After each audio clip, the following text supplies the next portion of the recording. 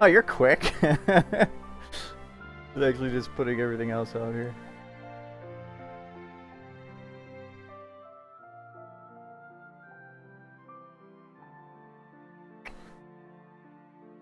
Okay. Oh, where'd my browser go? There we go. Trying to adjust everything so I can see the world.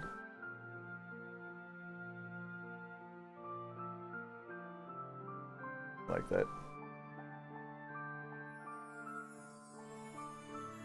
Huh? The one I just made a picture of. The one that I was going to be doing for the GIF, and then I just didn't like the way it was going, so I did this instead. um, I like the way actually that this turned out. I like everything about it, really. It just wasn't what I wanted it to be, or its purpose wasn't. The reason I started it wasn't the reason that it ended up being, so that kind of disappointed me a bit. But what do you do? Well, the final. Let me get a window here. Okay. I don't know, why am I opening up DeviantArt? I have the original. Pictures. There we go. I mean, the final ended up being. I like the way that this turned out. I was trying to find a good way to get the film grain to work, but you don't know until you start messing around. So, I think I might just play with the contrast a little bit, but no, I like the environment. And the sad part is that this entire thing was built with like, well, originally for the GIF, what I wanted to do was I wanted to have it to see because I wanted to be like happy birthday. So I was just gonna have Pip looking out over the side here, but I was trying to make it so that I could get this background to give kind of a cool effect and frame it or frame this with Pip here, but it just wasn't working for positioning, and it felt like I was going to have to destroy the scene a good bit just to get it to look right. The film grain I have to do in post. Oh, I don't even. Oh, you're loud. I can do it with a filter in SFM, but I don't like doing that because if I go to record it with a video, it's going to be a stationary film grain, and stationary film grain is not that great. It just looks like everything's moving behind a filter. But for a picture it would work, but there's just sometimes, depending on the lighting in the scene, you want to like here. Let me see if I can undo film grain. Is it gone? Okay, yeah. All right, so this is it. Actually, this is it. This is the original.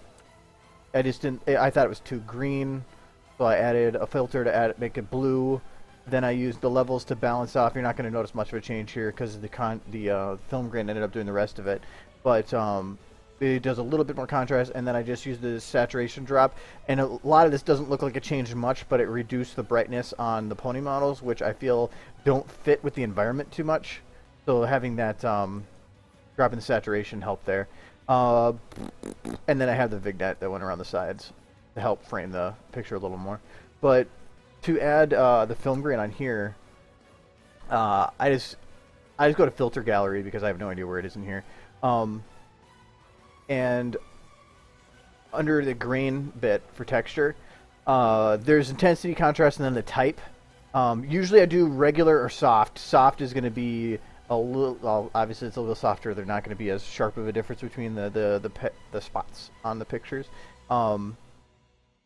When it's moving for an animated video, you try to use a sharper version because once it's animated and moving, and especially once it goes to YouTube, you're going to lose a lot of that sharpness anyways, so I try to start it sharp.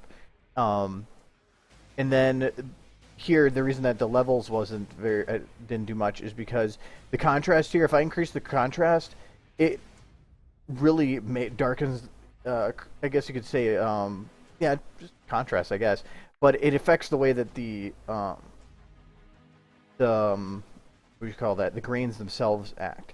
So some of the doing levels for balancing, then just using the grain without a contrast isn't as nice of effect as just doing both at the same time under the grain. So, and I felt that if going too dark here had a cool effect, but it made it more depressing than I was trying to make it.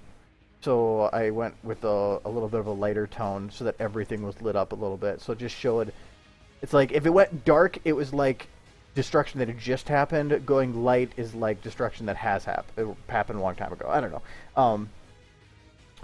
But yeah, I like this. It wasn't even that complicated of a.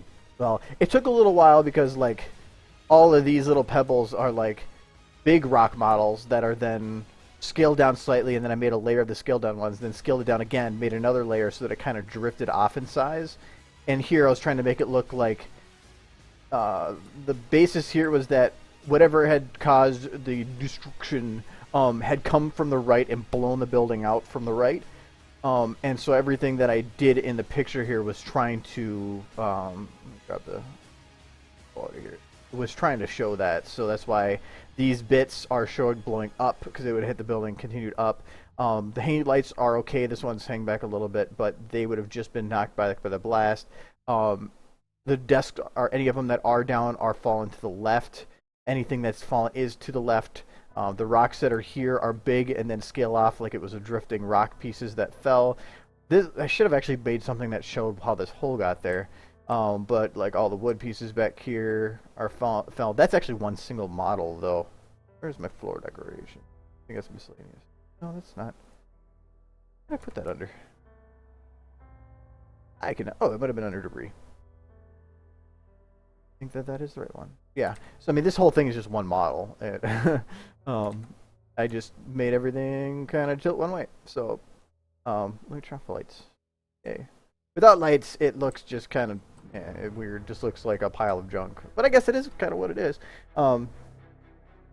The destroyed bits, I have that big source pack, or the big Fallout texture pack that I used for a lot of this, for the desks and stuff. The rubble, Half-Life 2 has a lot of rubble stuff. All these background pits here are from the Fallout pack. They were included. Though you can't even see much of that. It was just to give some kind of a definition to the background. I think what else did the door here is from the Stanley Parable, but it was white-ish, or no, it was bluish, and it was too bright, so I actually went in the texture, dropped the saturation almost 0, and then darkened it so that it actually didn't stand out. It blended with the background. The pillars here are from Half-Life. They're actually in like 18 pieces. Where's my columns? There we go. So like, no, that one doesn't work. We'll grab column number 7. So I mean, these are in a whole crap load of pieces. So like, there's this piece that I can separate from it. This piece. There's a main column piece. I think that's the core piece that comes out. But I like the other pieces with it because it made it feel like it was just kind of sitting there, kind of busted up. But the models were really easy to connect because it was just like locked everything to the base and then just zeroed everything, and it all just like came together like glue. This is really hey Penguin. This is actually just pathetic. I started this at like 2 p.m. today. I mean, it was just like something that took a couple hours. Hell, even like these holes, I don't. Since it's the void. It's actually the sky map void. So this is a void that's in this with a sky around it. The hole here is just. This is a black. Where is it? Here we go. It's just the black green screen. I just wanted to make sure that nothing went past it, so I just used a black there, and with how dark this room is, you can't even see it anyway. So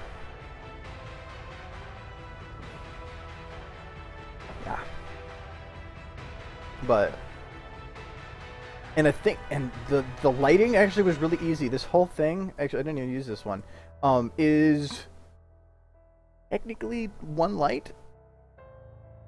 Yeah. Oh, did I have the volumetrics on for that still? No, I didn't. Okay. Yeah, okay. There's one light I had here that's I was actually surprised how easy the lighting was for this one. So I had one to give Pip a little bit more rim lighting, because without it, she seemed to blend into the background more, and you don't want that. You want your subject to stand out.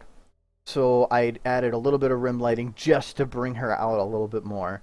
Her eyes were, this one was pitch black. Her eyes were, like right there, were black. I don't want that. So I had a very, very light eye light only come on to make it so that it looks still natural, but so that you can see both her eyes. Otherwise, the only light that was different was back here. I wanted it to give distance and range, so like I did in the I'm going to art. I got pictures here.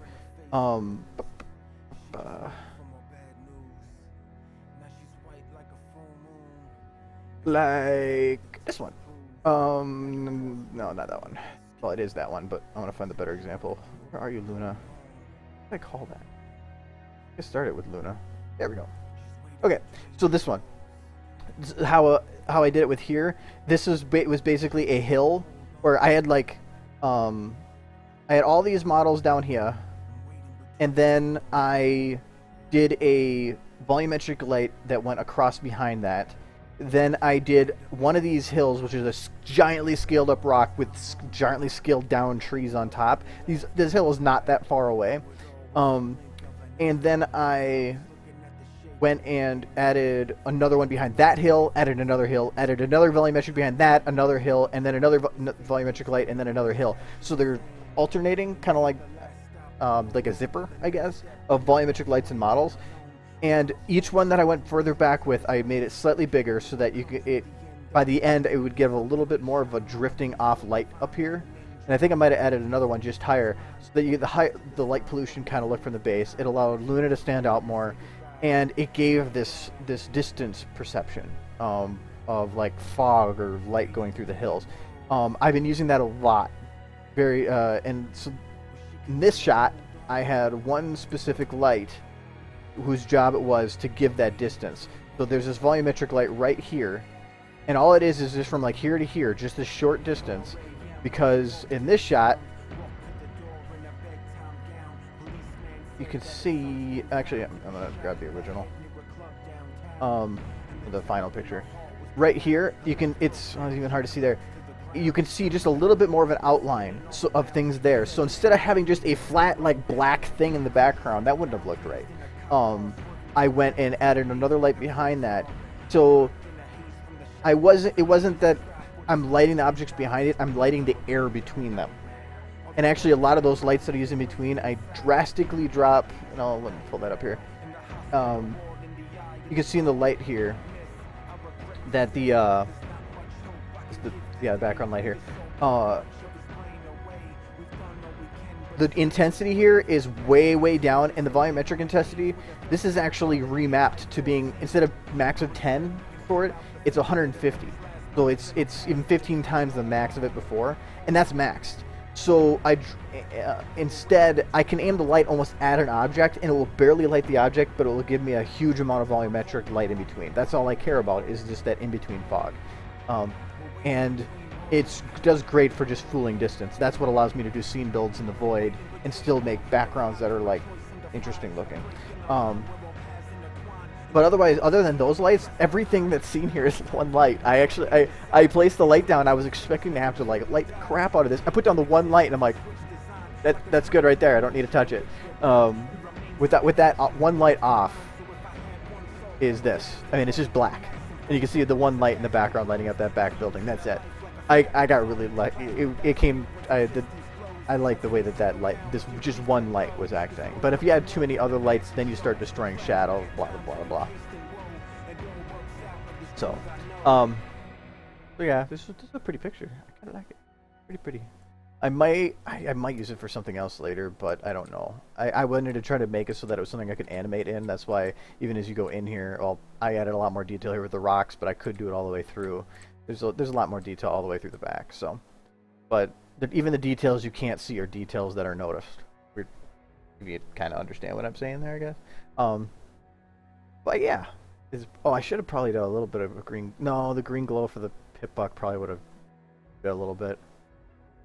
Oh well, but yeah, that was this. Let me pull up one that has a little bit more complex lighting than this thing. Let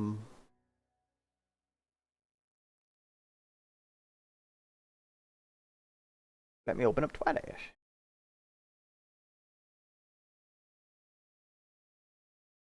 This one had some complicated lighting. But mainly because I had, like, in that last picture, all the lighting was coming from one source, which was supposed to be the sky. And actually, that was too, because the sky is covered, you can't do sharp shadows. So, I don't know if you noticed, there was shadows, but I had the sharpness way down. Because you will get shadows on a cloudy day, they're just not going to be sharp shadows. So, that was kind of my thought there. But this scene had light coming from multiple directions, and being up close, I couldn't just light up an eye to show a lit side, so I had to light from both the left and the right sides. And get back here. Let's get that out. And each of these scenes is completely lighted differently, I think, too. Like, I actually went and just to save render times. Each scene is specific to only what is visible. So, this one I could have probably... Oh no, I had to redo this part. That's why there's everything still shown here. There you go. So, but otherwise, like, just to save on render, anything that any models that are showing even off camera are still kind of rendered and take time. So that's why, like, here, this outside scene, everything is only rendered to show what is needed at that time. So it's, yeah, it's a little annoying to go back and delete. Oh, except for these last, because they were backed out, that's why. It dropped my render time by like half. And this scene, since I had so many lights, let me get to one that was complicated lighting. I think this one was. Oh yeah, this is what I was talking about, the hills. The update that they did with scaling caused these things to disappear when I get to a certain bit. I know how to fix it, but I don't feel like doing it. This nighttime scene, well,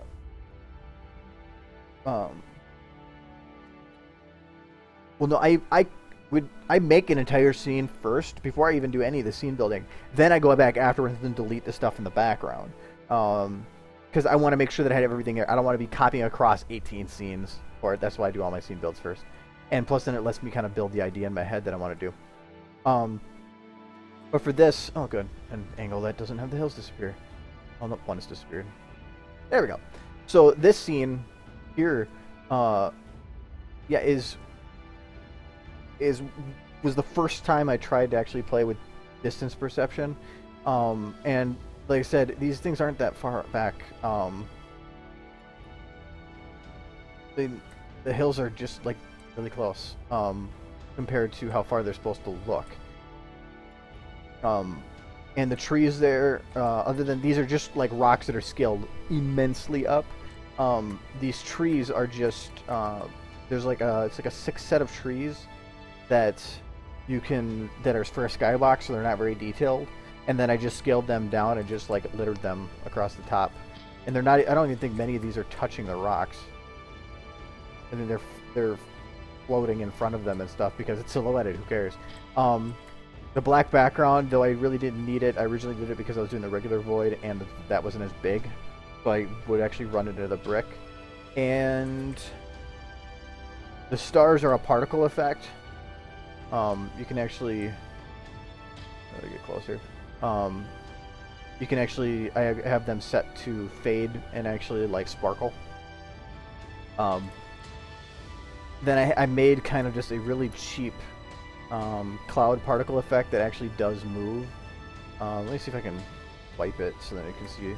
Yeah, so you can see that the cloud actually does kind of move across. But a lot of these effects don't work really in day shots, only in night shots. Messages.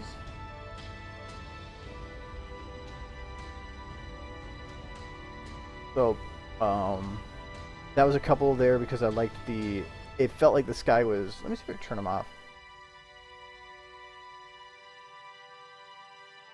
Yeah, here that's with the clouds, and then without the clouds. It just felt like the background was missing something. Well, I should probably try out just the clouds, not the stars too. Yeah, there you go. So it felt like it needed something. Right, this the clouds should go away. There we go. So that's what I did the clouds for. I didn't end up in the last scene because I didn't.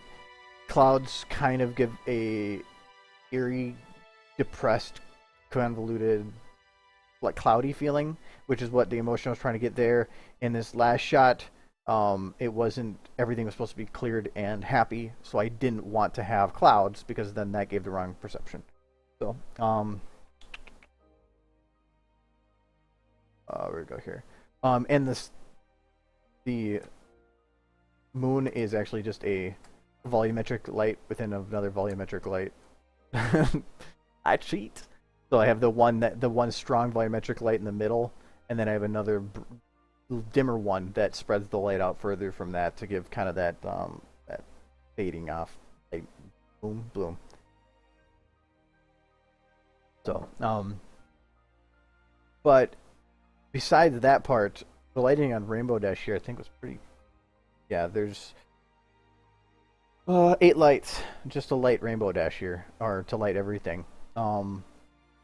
But this is probably my favorite lighting effect that I had. So,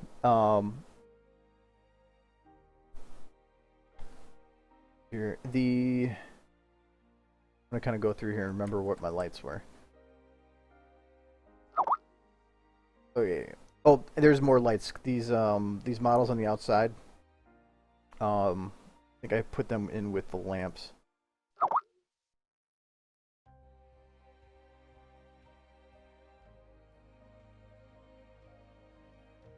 Build. There we go. Window lamps. So yeah, there's 4 lights here. So I have the one lights that shine the light to the background, and then I have the lights that shine in and illuminate Rainbow Dash just a little bit. But on Rainbow Dash he is. The lights I got going. What should this one do? I can't remember. It's been like months since I played with this video. This actually light looks like it doesn't do anything. No, okay, that's what this one did. This one was just, you're probably not going to be able to see it, but it was to give a little bit of an extra lighting to the background so that you could actually see it. And I didn't want to just have a blackness that was back there. So there was just a very, very light lighting to the background. I'll shut that one off and then shut them off as I go here. The fireplace spread light, and then I think this is the... What was that one for? Okay, this spread light was another one in the background because I wanted to have a mix of blue and red. So I'll just turn those 2 off. The fireplace, I believe I had 2. Yeah, I had rim light and then just the normal spread light. So the rim light's going to be that sharp light that was coming and hitting her in the face here. But just with that and not the spread, it... and the spread also caused the light on the background here too. But it made it look almost like she was on fire or evil, and that's not what I wanted. I want to have a warm glow. So that spread light was used, and then the rim light was used to just give a little bit of extra definition to it. The moonlight, there was a front moon ambient light that was just kind of coming at the direction that I was expecting the moon to come from here. And then the other lights, that one. That one. Okay, and then this was the one I just threw behind her. This is probably the one that's giving the most effect here. is, you could say that's kind of the moon's rim lighting.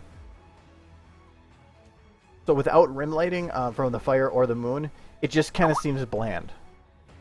So that's why I try to light everything with two lights. One for doing kind of a the more ambient, like this one, that ambient light that's hitting her in the face, and then having something to rim her, pull her away from the background. And then the other lights here were, it's kind of funny when she hits. I think I actually animated her hitting too. Can't remember. Why are you going so slow? Nope, I didn't. So,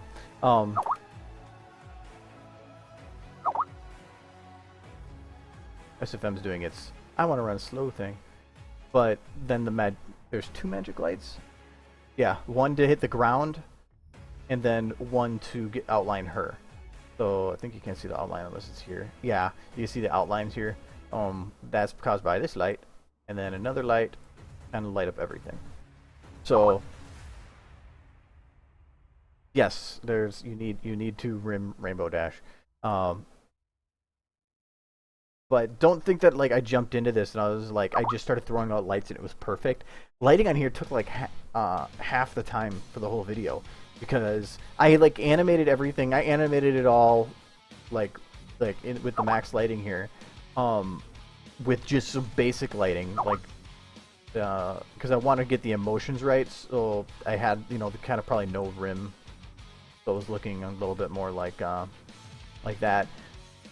But once everything was done, then I went back and I started refining it, and that took hours to do it. Because I went to this scene and I said, I need to pull Rainbow Dash out more. How do I do that? And then I started throwing extra lights on.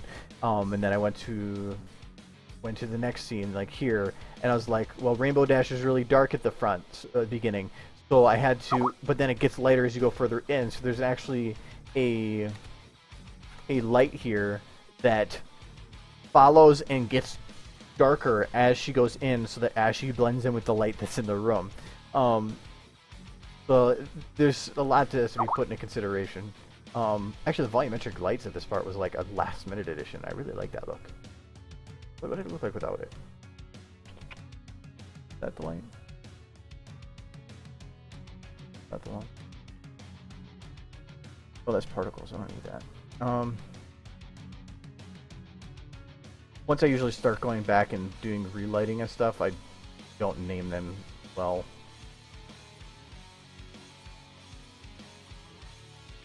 Actually, with that one off, it gives a little more definition to the volumetric, but I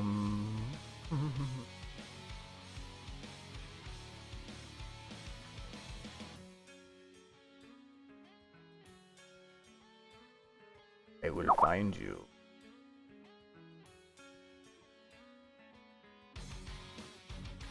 Wouldn't even hear if I had to add an extra light to her because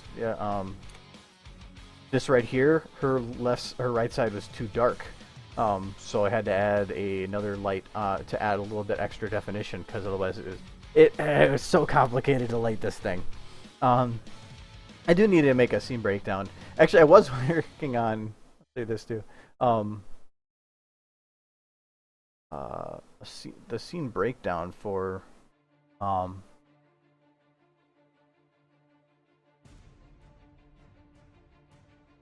the Lightbringer one. Actually, I haven't tested to see if this opens yet. I rearranged all my files.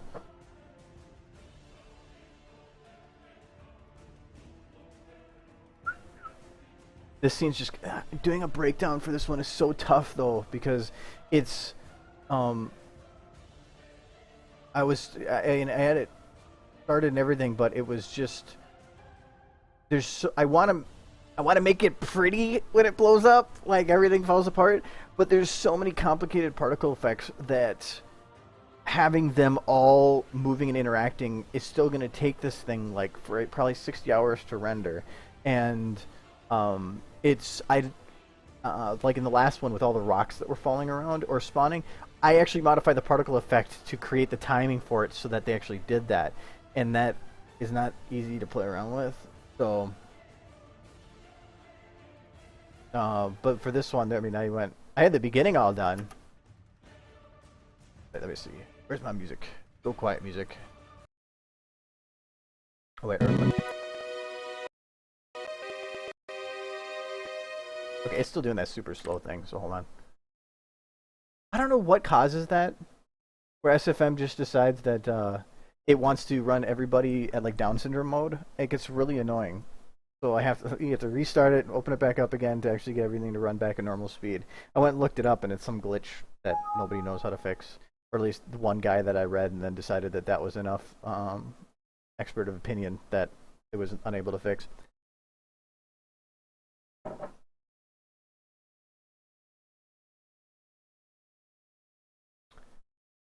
There we go. Okay.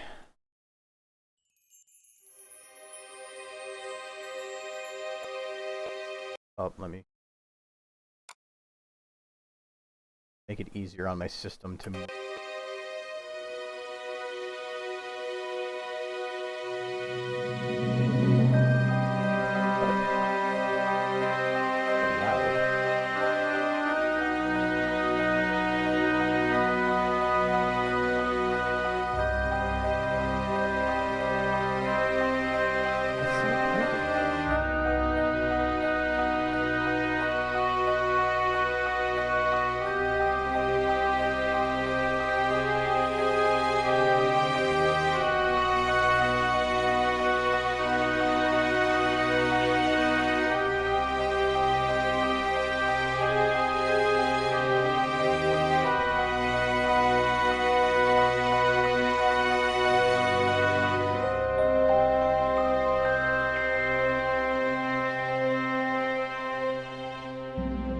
Breaking to show that part.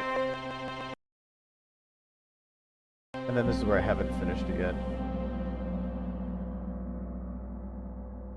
But that's kind of the effect I'm going for,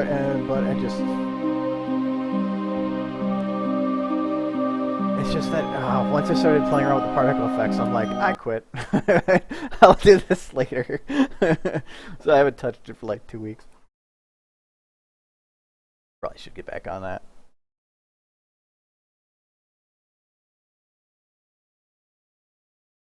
It wasn't just lighting I wanted to cover stuff.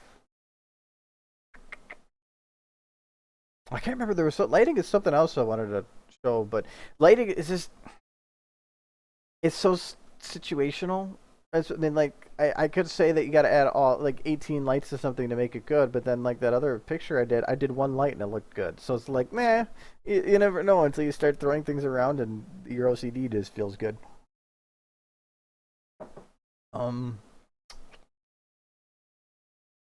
Is that... I organize everything and then I lose everything right away again.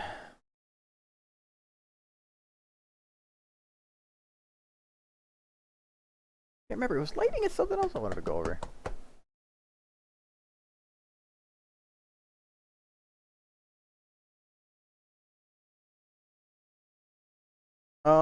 Yeah, this one. Excuse me.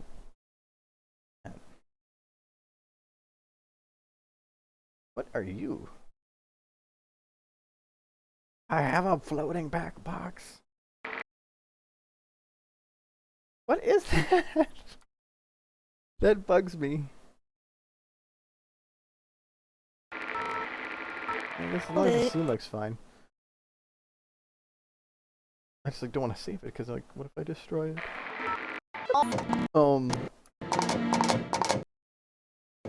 That guy's got multiple.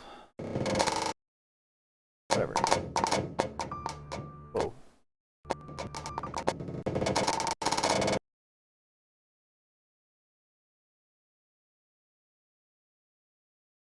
Oh. Hello. I did not know that I had a stranger. Oh, I don't even think that's going to be noticeable in the final anyway. Yeah, you can't see it. Okay, who cares?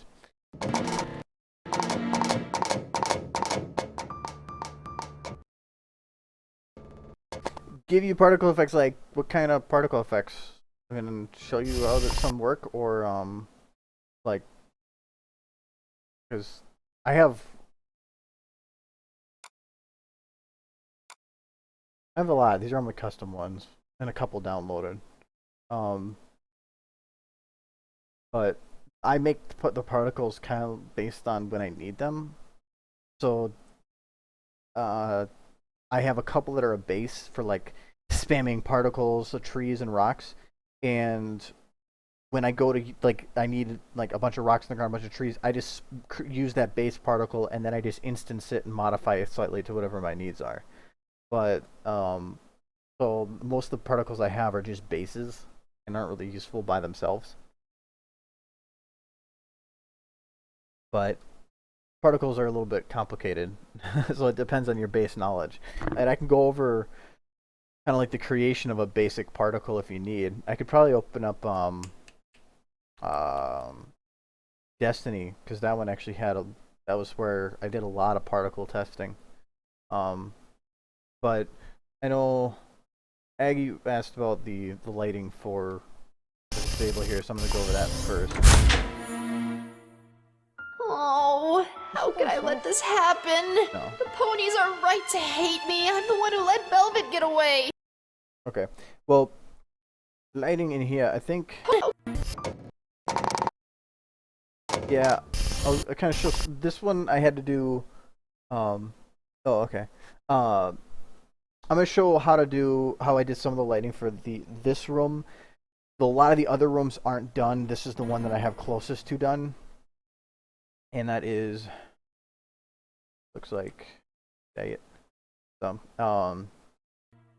though in the final version was I guess to show you the difference.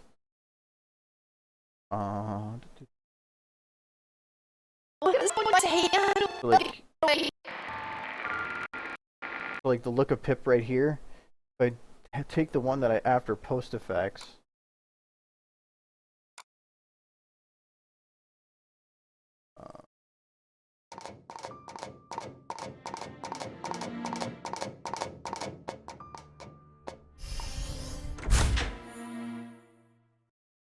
Hey, Velvet.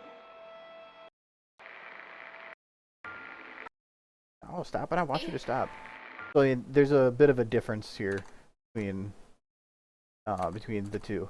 This one has, when it's frozen, it looks really grainy, but it's because when it's moving, it clears it up a little bit. But there's a big difference between those two looks. So a lot of these models are greenish, so I added a bluish hint. Blah blah blah blah. The lighting in here, okay, smoothness.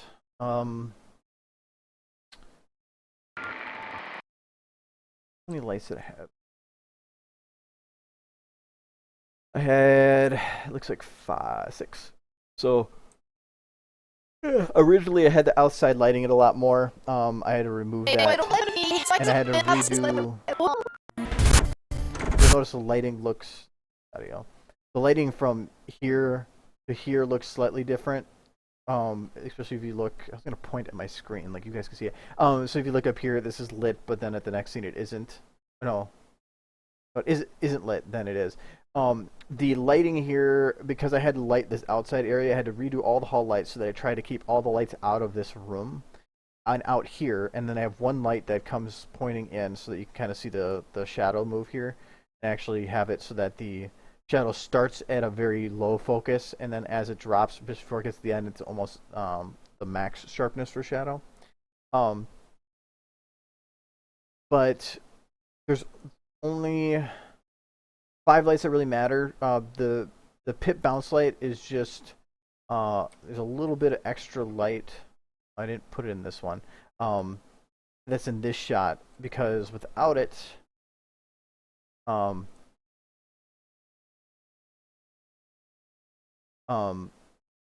it gave, especially right here, Pip's face was too dark.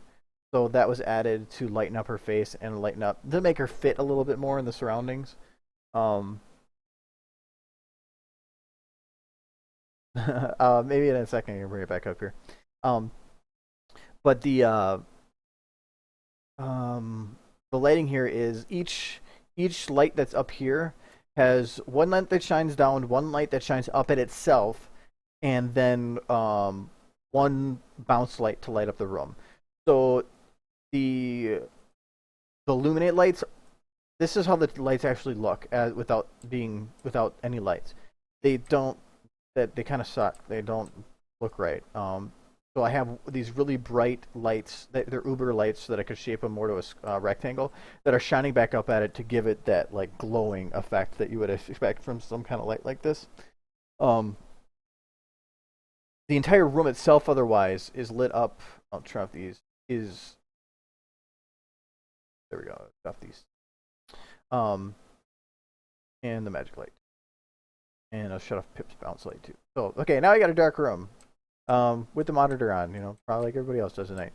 And so each light, if I turn, if I just illuminate those two, they're not causing much themselves. All they're doing is the lights, therefore, is just to make the lamps themselves kind of blow up. Then each one after that, so this one shining down is a volumetric light that you can kind of see. It's just right here, right at the base. If I put it much higher. From here, it hit the texture, and well, that is kind of a cool effect. It does. I don't want to make it look like Pip's in prison, so I had to put the volumetric light just below it. But that's fine because for one, the angle, you're not going to be able to see the base of light, and once this is actually rendered with the post effects running, it smooths out that line. You don't notice it's not as sharp. No, the bounce. I'll get to how I do the bounce lighting. It's more of I name it bounce. I name the lights based on what they're doing. So like these two lights are They're illuminating to me. That means they're illuminating the lights themselves. Then just calling a ceiling a light without any specific note annotation to me is just saying that is the main light that's lighting something. So that's what these two lights are doing. So this one over here is the light coming from that light, and it's shadowed, and then the other light, the light coming from this light, and that one is shadowed too. And I think I made them as dark of shadows as I can because since they're crossing their shadows, I wanted to make sure that they're as visible as possible. So you can actually kind of see the double shadow. You can't see the one as much from that angle, but that's fine. It gave the effect I wanted. And then the bounce light that I have here, I'm going to shut off these other two. The bounce light is light that, how a room should be lit after the light bounces off the objects it hits. So in this case here, it's a light that is placed underneath. So this is looking at, we got Pip right there and the two lights. This is underneath the map. And all it is lighting up to give more definition to the ceiling and usually a little more definition, just everything in the room. Without it, if you look here, the ceiling is black. That's not right. These lights would have some kind of a light bouncing around the surface. Under these desks on the back sides are too dark. Pip's undersides are dark. This room isn't built with just one specific one-point light. It's supposed, because of having two lights and because you have a lot of metallic surfaces, the light should bounce. So by adding that bounce light, you give the ceiling a little bit more definition. The base is lit more a little bit here because that should be the light bouncing up and hitting that. Everything just looks a little better, or at least looks more natural, the way that it should. So here, let me go out again. So and let me have the full stream here. Again, with and without. In good volumetrics. I'll turn those off too. Okay, that's without the volumetrics. I didn't like how it looked. It just seemed wrong. So, but again, the room, then without bounce light, without bounce light, so you can really see some of the definition come out of the tables and all on the ceiling there. So. And I didn't spread it across the entire room here. You see that it's focused more to the middle of the room because that's where the lights are. So the bounce light, I'm focusing more just around the middle. If the harsher shadows are on the edge of the room, I'm fine with that. It's supposed to be kind of a dark, depressing area, and then They're getting really annoying on Skype. Hold on a sec. I'll mute them. Uh,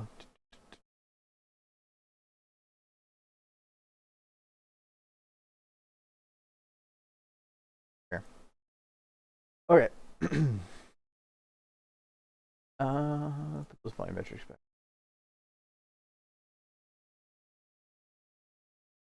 As for this part, yeah, um, this one actually had there's a little lights here for how simple this looks, because I had a bunch of main ambient lights that I have that go across all the hallways on the outside. To make sure everything stayed the same, I kept those on. The third ambient light here is just one that, what did this one do? I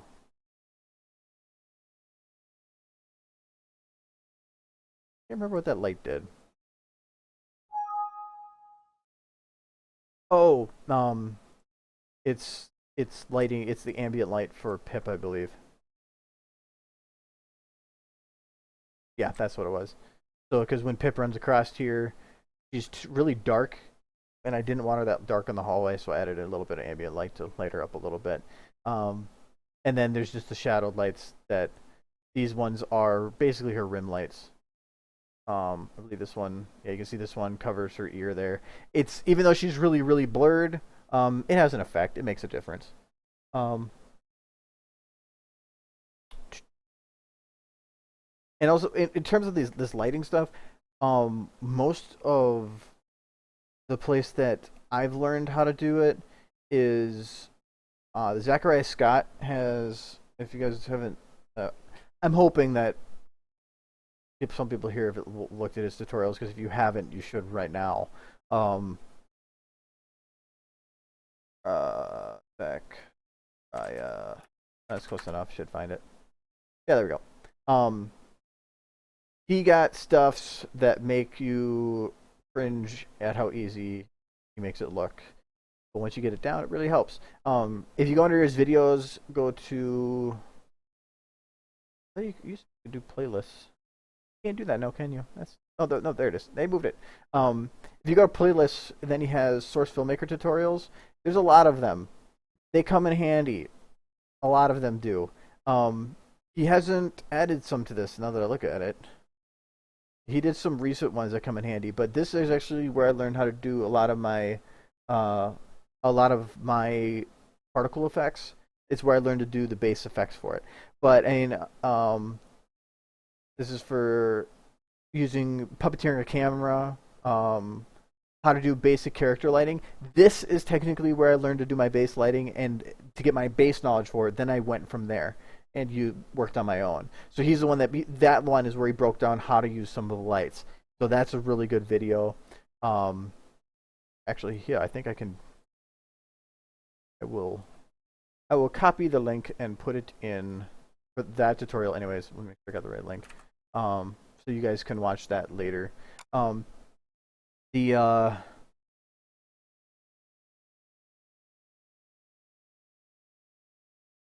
natural eye movement. This was a good idea. It shows how when, and actually I'll show you how I do it here. Anytime that the eye moves drastically, so like a sharp move to left or right, like you'll see here, I do kind of a little bit of an eye twitch, so that that all it is usually I just go left, right, or right, left a little bit just to give a little more life. But anytime you're moving the eyes to a far side, like from here, the eye is going to go looking from her right side to the left. Blink. Always close the eyes when you're going to be moving the eyes too much. Hide the fact that they're moving with a blink. This serves two purposes. One, if you actually think of the way that you move your eyes, you don't even consciously really pay attention to it, but when you move your eyes, you do usually blink if you're doing a really, really drastic change. In movies, this is the thing that they try to do because it's more natural, and then you're not.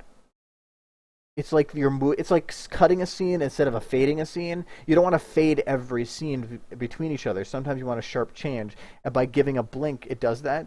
Also, it's natural for somebody to blink.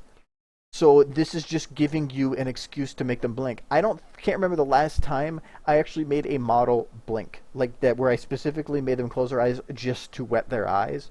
Almost every time it's been because they were moving, they did something with their eyes, and they closed their eyes in response to. Here, I move to the right, blink. You look. Uh, Here when she looks up, I just do a squint because she's not really shifting her eyes too much. And this is actually a change of a scene, I believe. Sometimes it's one of those, there is a judgment call where sometimes you don't want to. But like here, when her eyes shift down to below, close the eyes. When she goes to look up and change direction, close the eyes. Ignore the fact that she has the mutant arm. But even here, moves the eyes every time. So it's one of those things that you don't notice when you do it, and that's the way it should be. The only thing that people should ever notice in a video is whatever you're trying to show them. If they're getting too much of a focus on something in the background, or they're getting too much of a focus on a unnatural movement, that's pulling them away from what you want them to see. So it's the more details you put in, the less people notice the details, and that's what you want. Get back to it. I'm just going through tutorials. I mean, everything on here I watched, and everything I found useful in some way. Using gobo textures to simulate fake shadows, like here. This is an effect I haven't really used, but I want to find an excuse for. So say that there's a whole bunch of tubes up in the ceiling, and you want to actually have the shadows that cast down to show that that kind of effect of the tubes.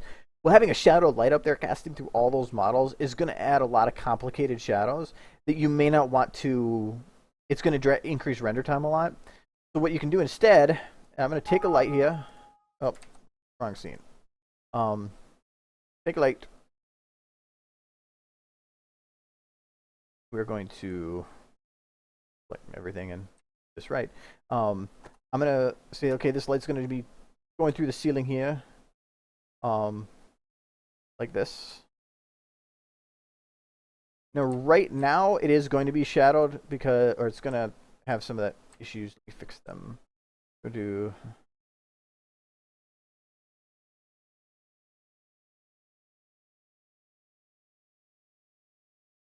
I'm going to drop the min. Where's my volumetric? I want to see where my light is. I need to get it inside the room so that I'm not, right now I'm hitting the ceiling and stopping. So I'm going to at this, let's do 1,000. Okay. So let's see, once I drop it into this room, now the light's saying that it's emitting from in the ceiling. So yeah, I can cause some of the shadows there. But again, you're making a lot of complicated lighting that you can actually cheat a little bit. So right now I have the light just coming in from above. So I'm going to widen this a bit. That should work. So what a gobo texture is, it's a texture that goes over the lighting. If you play with Gary's mod, they have that. You can do that with lights, with the lamps anyway. And if you right click it, you can say set light gobo. This is where you can basically select any texture. The lights do have a base texture. I think it's like kind of like a flashlight. Yeah, it's kind of like this. All the lights use this, and it's a light that's set to where it's cut off to where it's not going to repeat, because some of these textures will repeat forever and give you a really trippy effect that looks like you're on acid. But most of these are the lights just have kind of a round shape like this. But let's say that we want to grab one of the base gobos here. See, this is a blinds gobo that would give a kind of effect of having blinds. I know that Nutrifin has used that one. He's using it for his logo. Let me see. I thought there was one, or he might have used that one over here. Yes. I thought there was like a wire texture. No idea what that is. Well, for an effect, we'll just grab this texture. Now, now this room looks like it's shadowed, but it's not shadowed. There is absolutely no shadows in there. Let me bring, you can see the gobos or the volumetrics here. So, I'm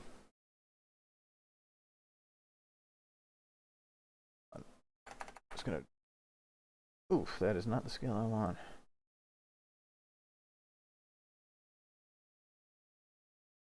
There, and then actually, I guess I can disable shadows. Okay, so I'm disabling shadows. Shadows are not on with these lights. Then I can actually drop them in through the ceiling. So these shadows that are on the ground are not actually shadows. It is a result of the texture. So you can, if you had a texture like as you can see with this one, it's just like kind of a blind look. But if you wanted to, you could take a black texture, add just white wavy lines all across it that simulate kind of like wires in a ceiling, and then you could use that instead of using a shadowed light, since that will decrease your render times because you're not using a shadowed light, and you are and one difficulty here, you do notice that it isn't casting a shadow on the ground here, but you also I was gonna say you're also not getting another light included in your 8 max shadowed lights. So this is just kind of a cool trick. I don't know if, yeah, you can't really play with the shadow filter size then, and I don't know if there's a way to like blur, blur the animation at all. There you go. Okay, thank God I decreased the restart time from like 10 to like 4.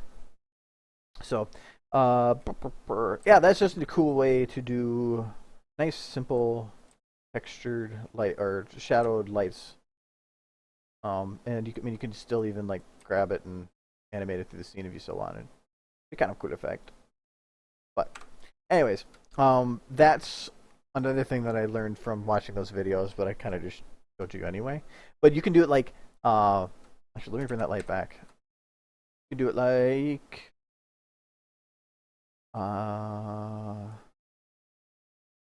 in the video he shows an example where you can use text or something to make almost like graffiti on a wall.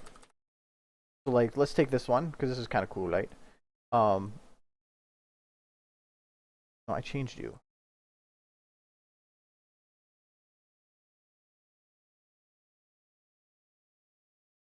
I change you back. Okay. And it does not want to change. It's really weird to look at it from this angle. Oh,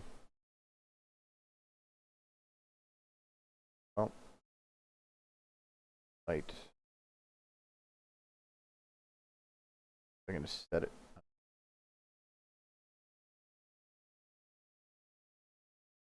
Aha, okay.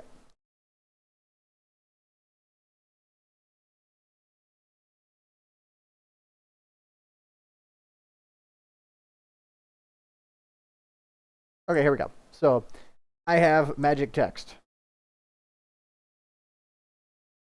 This is gonna look really weird because it's technically filtering over my screen. But like, say I'm gonna shine it this way and going to make it really bright. Let's make it like a red, like an evil text. Oh, it's kind of orange. That's kind of cool. All right, we're gonna make this really bright. Like, bam. Okay, and let's make that volumetric too. Okay.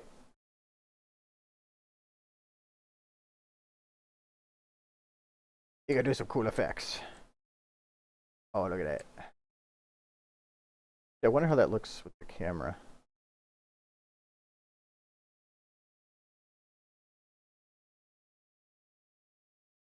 I'm gonna use it with a camera scene that I'm not gonna destroy.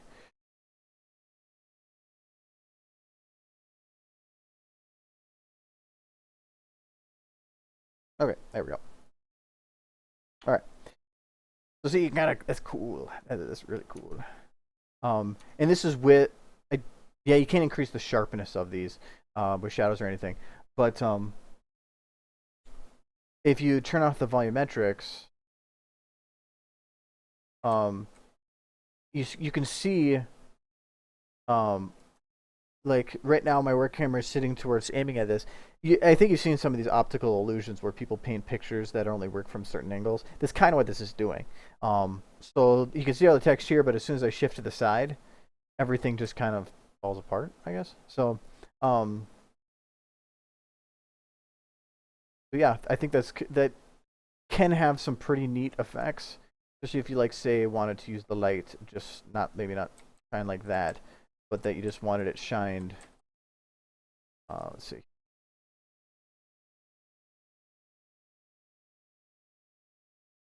Excessively bright, and that's what's causing the issue. There we go. So look, now the writing's on the wall. So that's it. You can have some pretty cool effects with that. So,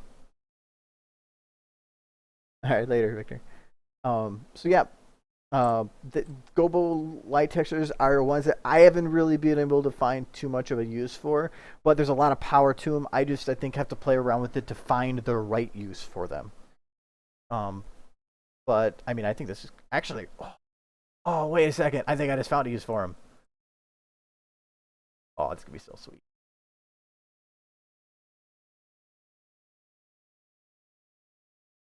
Oh my god, why did I not think of this?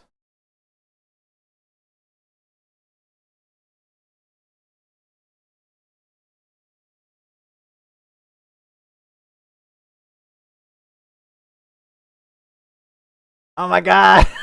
It actually works. Okay, that is gonna be fun. All right, so I guess you can put text on the screen of a terminal now. No, you do still want to change some textures in the model files because, like right now, if like sometimes the min and max don't exactly like to behave, I guess you could say. Yeah, you're gonna have that problem with this too. So if I go and put something in front of this, like see right now, I can't really hide it from going back there unless I go in. Well, actually, that's with it shadowed because lights are wonderful. So you have to be. There's still times where replacing a texture is going to be more beneficial than using a light like this. It's just that in this situation, actually, that does kind of give a cool effect. So, but I didn't even think of doing that. Oh my god. I have just opened up so much potential. And the best thing is it rounds it with the screen. Oh my god. Oh my god. Okay. Probably settle down. Oh, sweet. I could even animate it to light up and be like, bam, the screen's all lit. Oh, the potential. So, oh, wait. I have not actually. This is going to be experiment time. I have not seen how a Uber light affects a Gobo light before. Gobo light gives you more control over a light instead of just automatically trying to make it as natural as possible. So that's where you get access to some of these other controls that you feel do nothing. So let me see here. Okay, so it just actually cuts in the sides. That's kind of cool.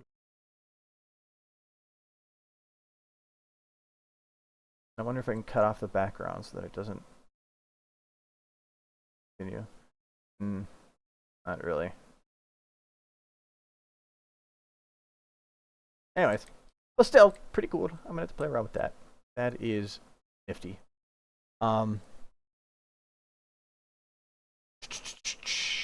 Back to what I was doing here. He has the thing that talks about IK FK blending, which means using a rig and not rig at the same time. Basically, it's just using hidden things. Kind of cool. Rule of thirds, I did one on that. Actually, I didn't know he did one on that. I could have just pointed to it. Hey. Anyway, too. It's a specific one. And then it said about that point that you start getting his particle tutorials. And I like his particle tutorials because he actually goes very in depth with how he explains things. Once you understand the basics of the particle editor, then you can start opening up other particles and messing with them. And then once you've done that enough, you can start making them yourself. But I wouldn't recommend like watching one of his tutorials and being like, I can make one from raw, and like just starting one from nothing, because it's probably not going to look very good because you won't know what anything does. By opening up other particles, you start seeing the ways that they use other tools for it, and you're like, I can use it for doing circles or something. So that's yeah, I like particles. UV fields for doing your animated things, and then the shadows. He hasn't added the other ones to his list yet. I think it's going to be under his recent uploads. That loads the part. Nope, it doesn't. He did a lot of tutorials. Well, just after he got out of the hospital, that are there's another particle one here, but this one, lighting a scene build, is really, really well done because he's way better at doing scene building than I am. So that one's really nice. The one right below it, how to merge two project files, that comes in handy for being able to take a scene build that you made from one file and load it into another, like live. It makes that a lot easier. The basic scene build, that one is very useful because he actually like builds an entire scene in front of you and explains everything as he's doing it. Some of these are pretty long. I think that the scene build one is half an hour. Yeah, this one's a half hour for letting a scene build. All very, very nice though. But yeah, that's so. If you haven't checked out his tutorials, do it. And do it. So yeah. But like I said, it's not just all in that tutorial playlist. You do have to kind of like go through his videos. His organization skills have been kind of minimal, and since he hasn't done much lately, I hope he's okay because he had some kind of medical issue before. So, all right. Anyways, what was that? What are you talking about, Penguin?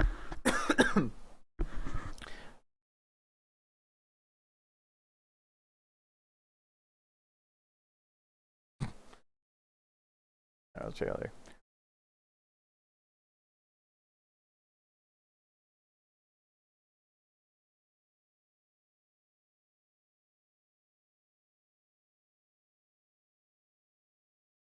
We'll see.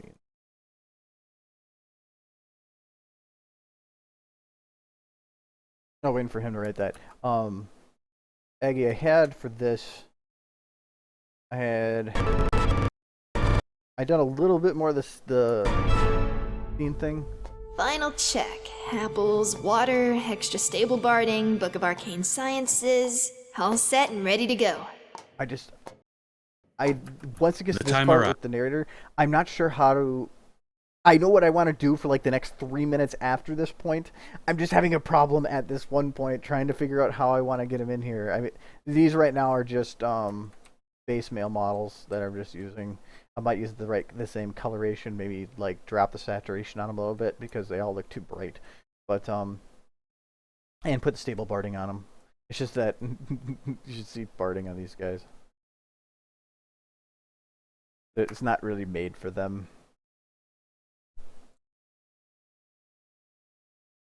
Yeah. But all I have to do is increase the fatness of it on certain points, and they kind of slide into it, right? So I'm not worried about that, really. But I'm trying to figure out how to transition this because Little Pip because of how the sounds interact. With supplies on hoof and of set mind, faces the massive door that separates Stable 2 from the outside. It's at this point right here, which is approximately 7 seconds past the point that I was at, that the audio starts for this room, so I can't get into that room until the audio starts. I thought about shifting the camera at this point. And going around behind, kind of like I'll show you my magic swishing, be like whoosh, and then like maybe not through the wall, and then have it go up, and then kind of then fly forward and come into the room and take about that amount of time. But I don't know. I'm still have to play around with it. It's one of those things of I don't know what to do, so I'm not going to get frustrated on it, and I just started animating the rest of it. But Yeah, the biggest challenge is just trying to work around not the audio, but the sound effects. Trying to make the sound effects make sense. And the left to right with the hoof on the ground, when you know how you just show that there's distance being traveled, you do left to right channel. I am playing around with that, but yeah, it's just one of those things. Let me now.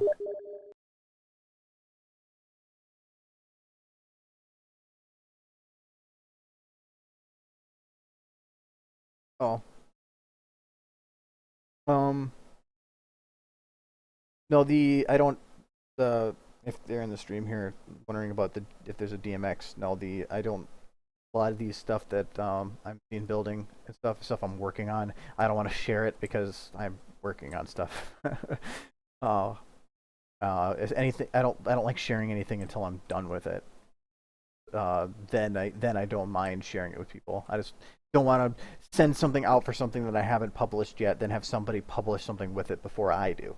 It's people will do that. So, anyways, there's Pingo's question. Um.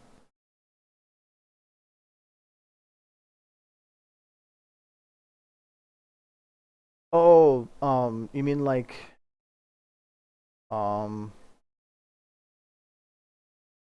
like here, where Pip just stops? I think that's what you mean, or here when she runs in the door and slows down. Um, that is, that sucks. um, I actually use like here I had it, and I don't like the way that she turns this corner, but I'm not gonna fret on it either. Because I don't feel that she swings enough. I haven't animated the tail for anything else, but I animated the tail just here because if this tail was stationary, it made it look really weird. But what I did here, to make her slow down from a run, was about this point. Well, I had to run up to about here, where it turned, and then I took a walk cycle, and I found the part of the walk cycle that was about a half a step ahead of whatever the last point is. So at about this point, let's say this point, I found, maybe not this point because it's not drastic enough. So like here, I found the part of the walk cycle that was about a half a step where after the left leg had to move forward and the left leg was coming down. I think that was the next one. So it's going to look weird from this angle because of, derps.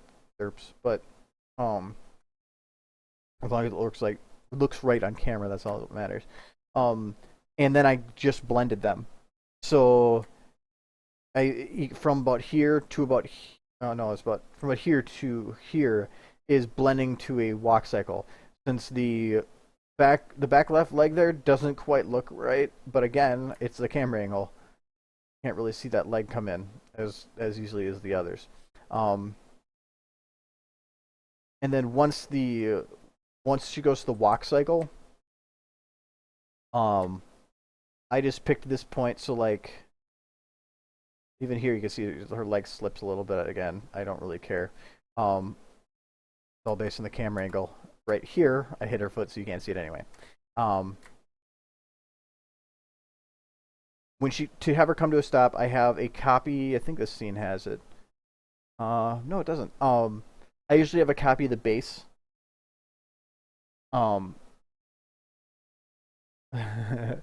Sorry if the bit's rate high on it, but so I have a copy of the bass, which is the bass stance, was what she's standing at, like right about here. And what I did was I blended the bass into it, for the entire body and some of the legs.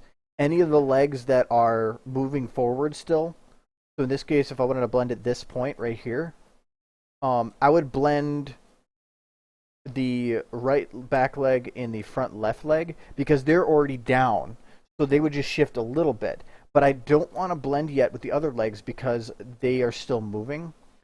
So I would have them say at this point, I'd go to about this point and I'd blend a little further ahead, because then it allows two legs to become stationary and still show a motion going forward and then drop the other legs. Sometimes I'll split it between, like, so that this one has one point of time and this one has another. It's a little bit messy, but if there's one thing, if you watch movies, like even just like any movie, not SFM, very, very little is the focus ever on people's feet. The camera's almost always showing something higher. So here, when I made the camera angle, I knew I'd have to have a little bit more issues with it. But after that, there's no issues, because you can have the leg slide as much as you want, as long as it's close to not sliding, and you shouldn't have to worry about it then. But there's just practice in it. Any of the movements I do, whether it's walking, running, any of that, are almost all based on some kind of cycle that I stole. I even just for like a second, if somebody takes 3 steps forward, I take a walk cycle and I make that put their 3 steps forward and then blend it out, because it's a lot easier than trying to manually edit somebody walking forward. It's easier to give them the 3 steps and then modify that walk in some way. What's an example of that? I thought I had one right. Well, I had one example with running, but that was really messy. That doesn't look great.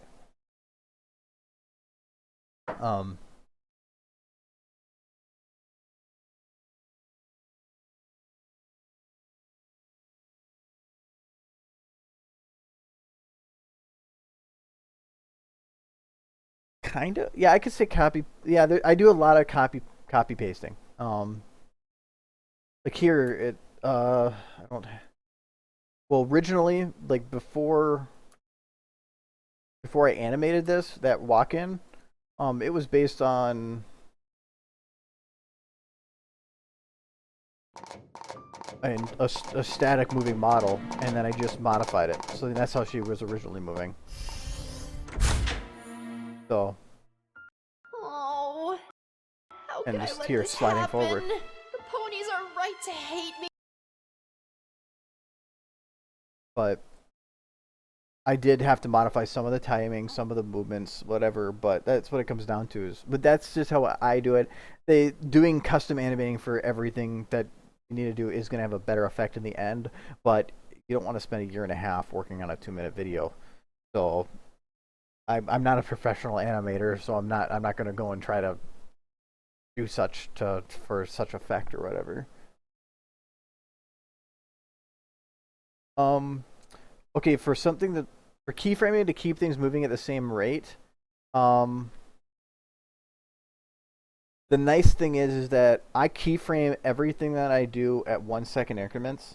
Doesn't matter what it is, I make it 1-second increments, mainly because I can bookmark, I can do halves, I can do tenths, I can break it up into pieces a lot easier when it's 1 second, where I have this defined beginning and end, and I know it's 30 across. Once I have the keyframe set up, I have something I can do here. The longer shot though.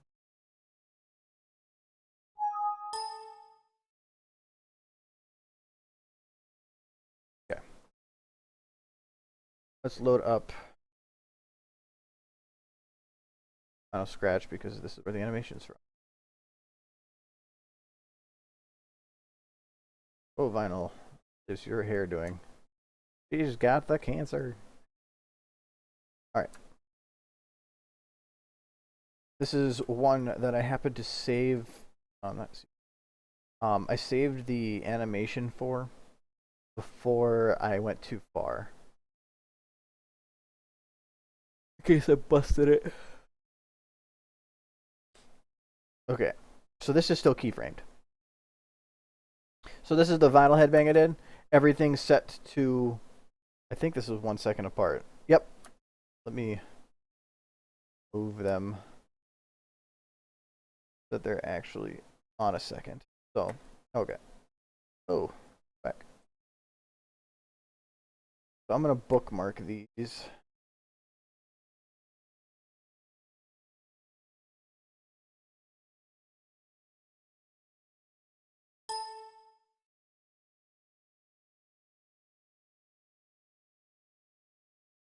Okay.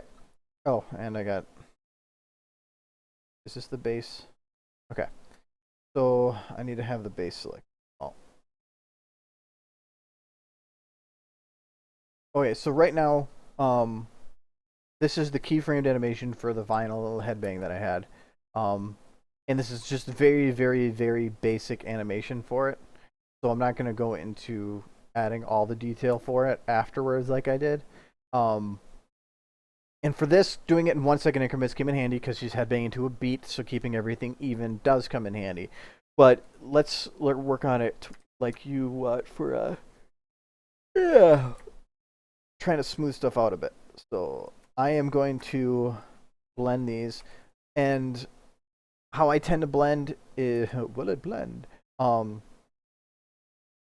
this, it's kind of one of those you play around with it to see what works best, but I used to blend to where it just went to the edges. Actually, I'm going to do it here. I don't want to try that. Recall gives a better effect, but it's messy. So I just select this part. I'm just going to round that. Oops, grab the wrong part. And we're going to round that. Round that.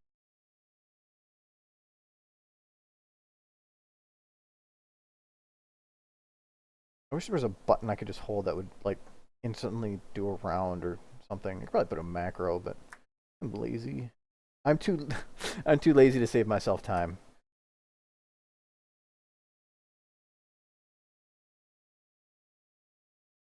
Okay. So now this is just going to be the basic rounded animation. So that's what I started with.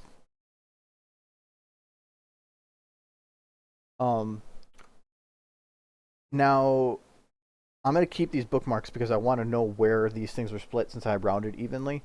But say that I'm gonna squash this.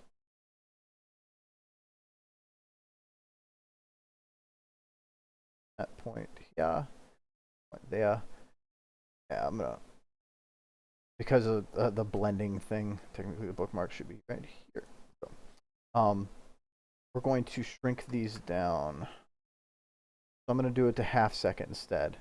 I'm gonna drop these here. Okay, so now she's head baiting at about, I think it's 120 beats a second, something like that, maybe. Yeah. No, it's 60 beats a second because each 1 second is a full down then back up. So, all right. So, say you want to have a part of that that's faster, or you want to change the timing on it. Say like you want to have each headbang that you want the head to go down faster and bring up slower. Well, that's really easy. That's what you got the time shifting for. So here I have this point selected. That's where the head's all the way down. And I'm just going to hold Alt and drag this a little bit to the left. And now she's headbanging faster. Let's do that with all of them here. So that way.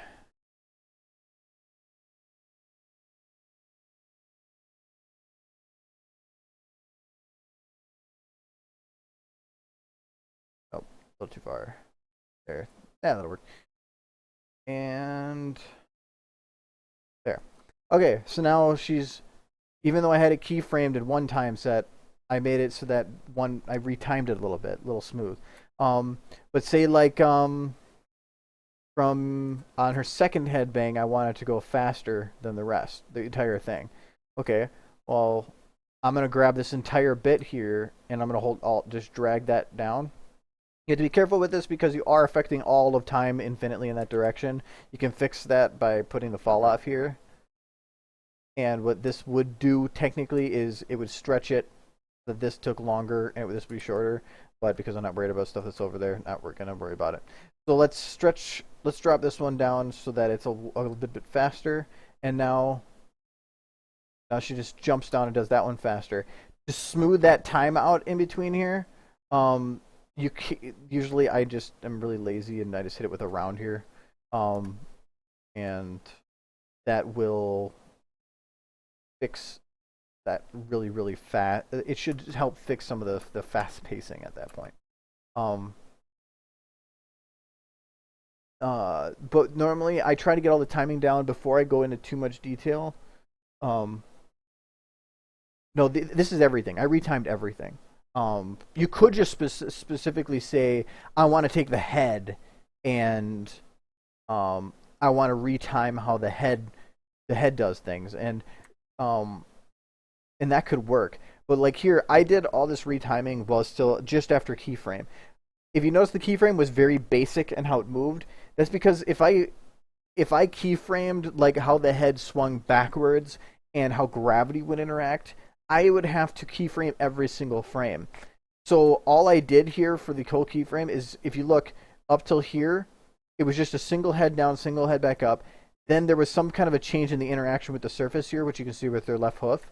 And then after that keyframe, every bit here is how it changes a little bit how she's interacting with the surface around here. After I keyframe that and I get all the timing down that I want with it, then I would go through and I would start adding some of the the smoother head movements with it. Then that would, like, say here, it's gonna be a little weird because of the fast head banging. But like, so before she goes down here, I want to have her head go up. So, and then after her head goes down, as it's going back up, I want to have it pulling down. So now you can see your head goes down, slams. Then from this angle, it would be better. I'm not going to get too much hair on that side. Now she has a reactionary pullback before, at this point, having the head again pull backwards. Then that's how you get those realistic movements. I didn't keyframe the head doing that, because if I were to do that, I would have to have keyframed 6 more times throughout that.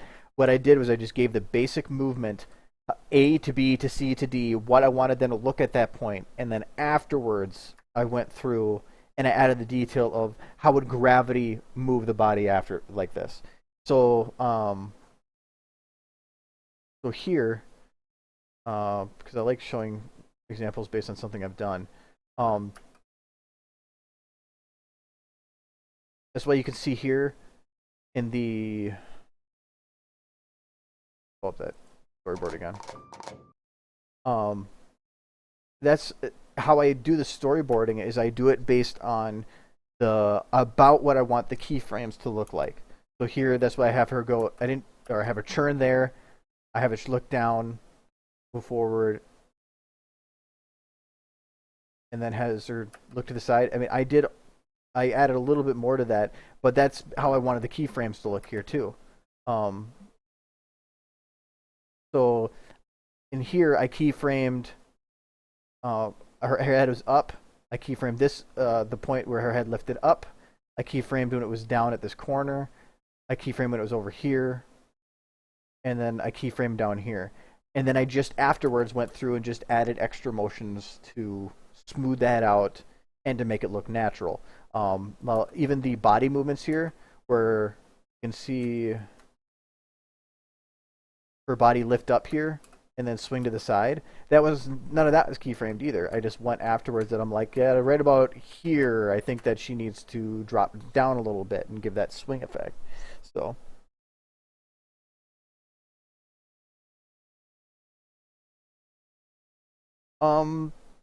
depends on what you need to do with the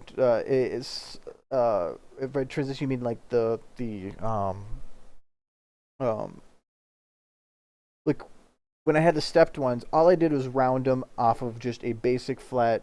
Yeah, I smooth them out at the same rate, because I know, unless you know that there's like a specific movement that requires you to, before you even do it, have a fast motion, you can fix everything. Like, as an example, say you have say that I move. I need something that's flat. Let me just take a.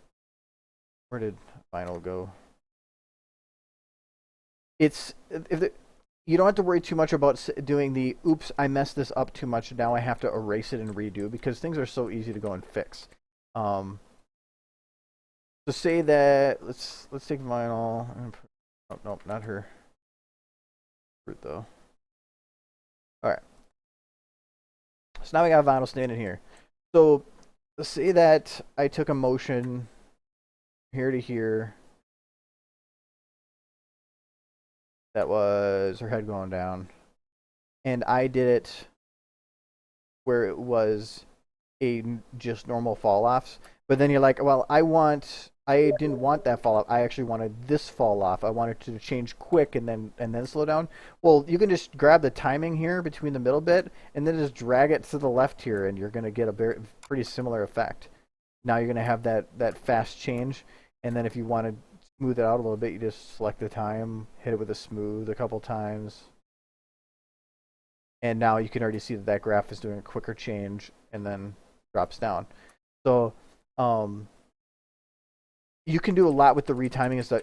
Don't think that if you do a motion, you can't fix it. There's times in which, yeah, you're going to want to undo, but if you mess up with the movement, it should be pretty easy to just do a slight cleanup and fix it. I think of how else I can show that. Was messing with me.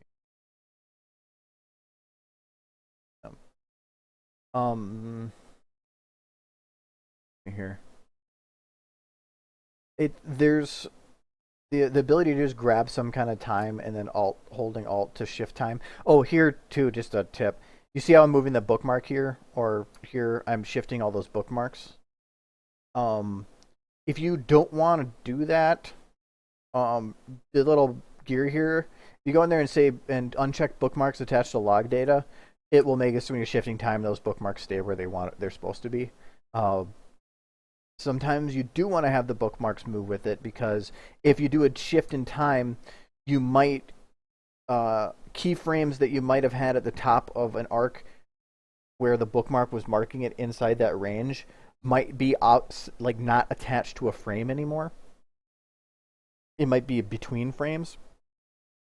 If that happens, you can then still use the bookmark that's locked to it and the bracket keys to move between them and still have it selected. But yeah, that comes in handy.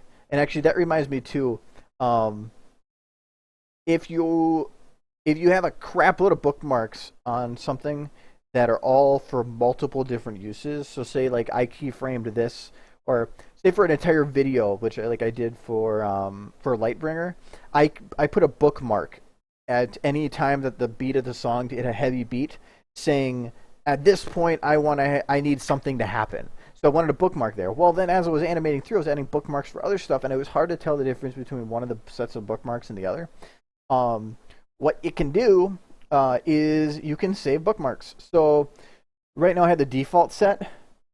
So, and that's everything here is just considered default. But say that I wanted to create a new one. So I'm going to say create new bookmark set, and I'm going to say this test bookies. Or it'll be bookies there. Okay, after you do that, all your bookmarks disappear. That's because now you've created a new bookmark environment. So see that I go across here and I add a whole bunch of bookmarks, and yeah, okay. So this is the bookmarks that I have set for this new thing. Now you can go over here and say active bookmark set, and you can toggle between them. So you go back to your default. Now you're looking at still your old bookmark set. This is exactly the way the ones look. But then you can still go back to the other ones that you made. So now you can separate your bookmarks for specific models between different bookmark sets.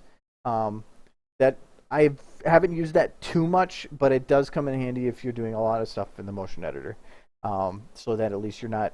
I was hoping that you could color code bookmarks, but since they don't let you do that, though I still think they should, and then you can actually go under edit bookmark sets and take a look, delete, whatever. So I'm just gonna delete this one. Yeah, that comes in handy. I don't know if there's any other little tricks like that. There's a lot of stuff that I just kind of figured out on my own, and I didn't even think about that comes in handy. Oh, I know one. How to play with the fog UI. Did I do anything in here? No. Okay. So let's create a new map. Actually, what's a good example of one?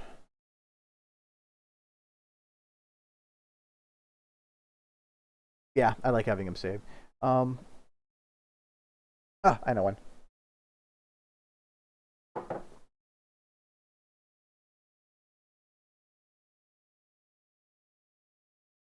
Okay, this is going to be how to modify a fog map. If you've ever seen on some maps you download, or it can crash too. That's nice. Oh, this video. If you've ever seen in some of the maps you can download off of Steam in the workshop, they will say comes within what was the one that I just saw?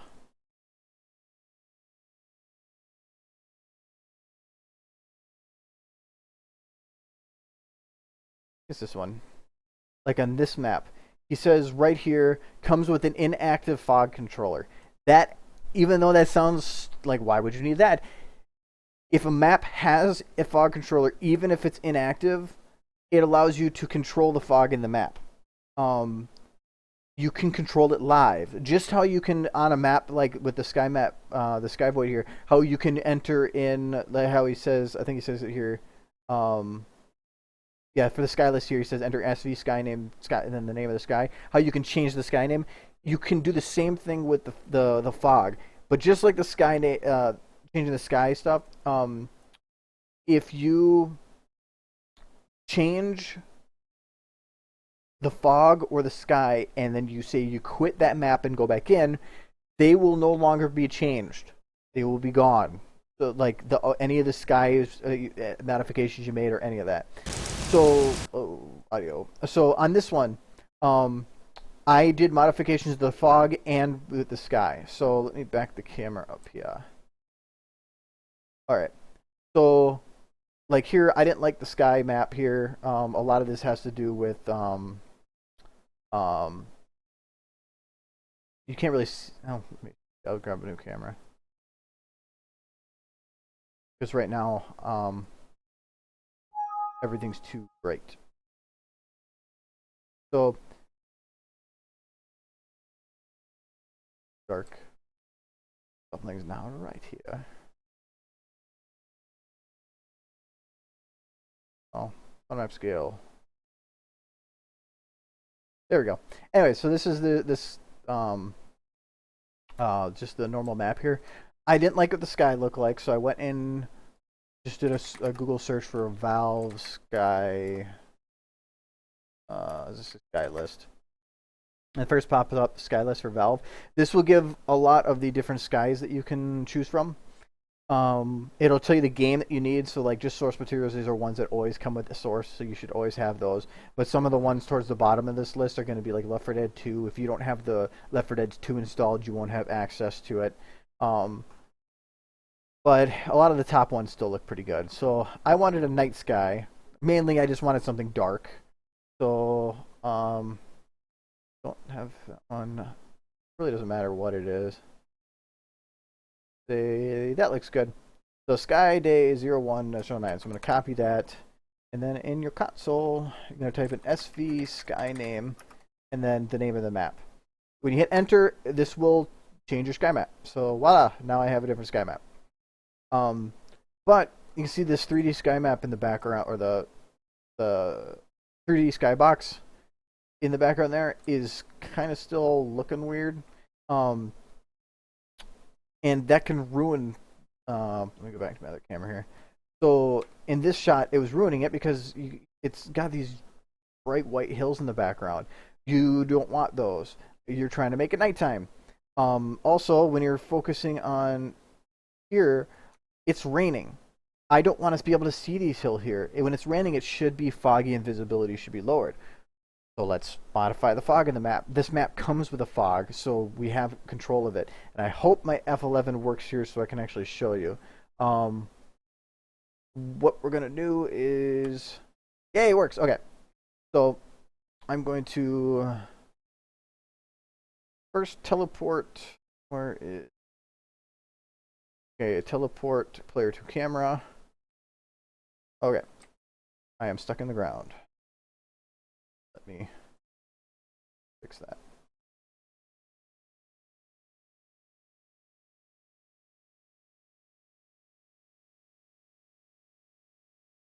Okay. No, oh, okay. Good. Alright, so now I am running in a very dark map. Alright. Now I am up here. You only can modify the fog from here. I don't know why. It's kind of stupid. Whatever. So I'm going to go back into my console, which is tilde from here, and I'm just going to type in fog UI. That's it. Hit enter, and you're going to get yourself a brand new little interface that pops up here. Right, if you hit fog override, you will take over the fog. All the fog values will be set to whatever you choose. As you can tell right now, it automatically makes things kind of look a little better from what you're looking for. But I don't want the background like black. I want it to be kind of like fading away. So here you have your normal fog levels, and then the skybox, which is that 3D sky that you had in the distance that was all white. What we're going to do here is I can increase the distance here so you can see yeah,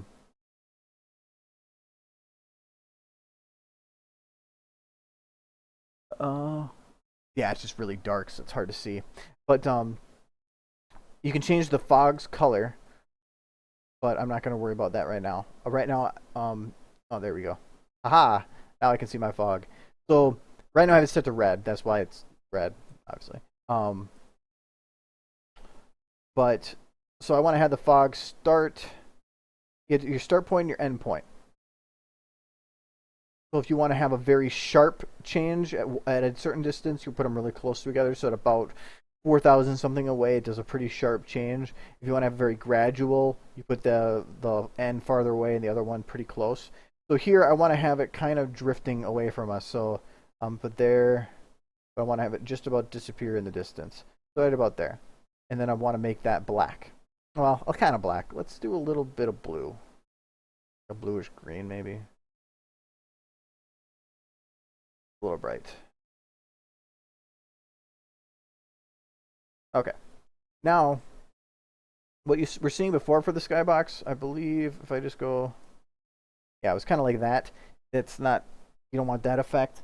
But I don't want to make it invisible either. Something that's really far away could have kind of a nice effect to it. So I'm going to play around with these values and get something that works.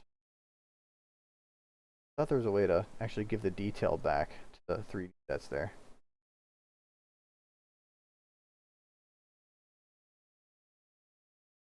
Oh well, doesn't matter. So we're just going to drop this down. I still want kind of something that's a bluish green. But a very, very dark blue. Actually, now that I get closer, I don't want to. It's got too much green in it. Actually, it's just got too much brightness at all. That'll work. All right. And then this will be dropped down to...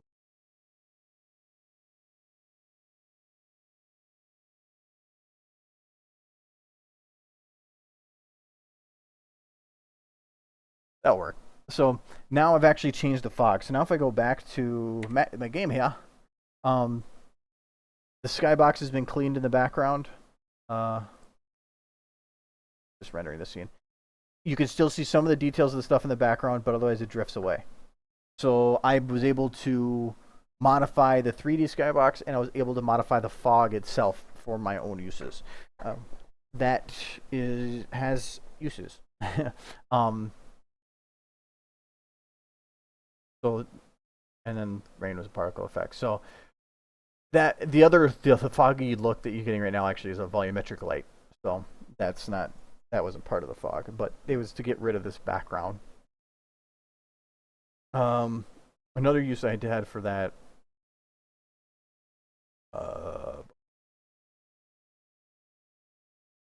That was using it in a dark way, using it in a light way. Yeah, I am going to turn off particles here because that's going to kill my system. So here, there's a lot of volumetric lights here to give this scene the look that I wanted. But even if I turn off the lights, it doesn't quite have kind of the effect that I wanted. Because I modified the fog of the last map, whatever modifications I made of the fog are now locked to this map too. So it's a change that's made to the engine, not the map. So, switching the lights back on here. Say that I wanted to have some of these hills lit up differently in the background. Go back to my 11. Bring Mr. Shooty Shooty here.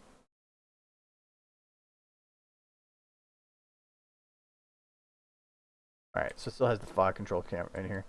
So what I want to do is I want to change the skybox here. I want to give it a little bit more red and lights. Let me get out of the light here.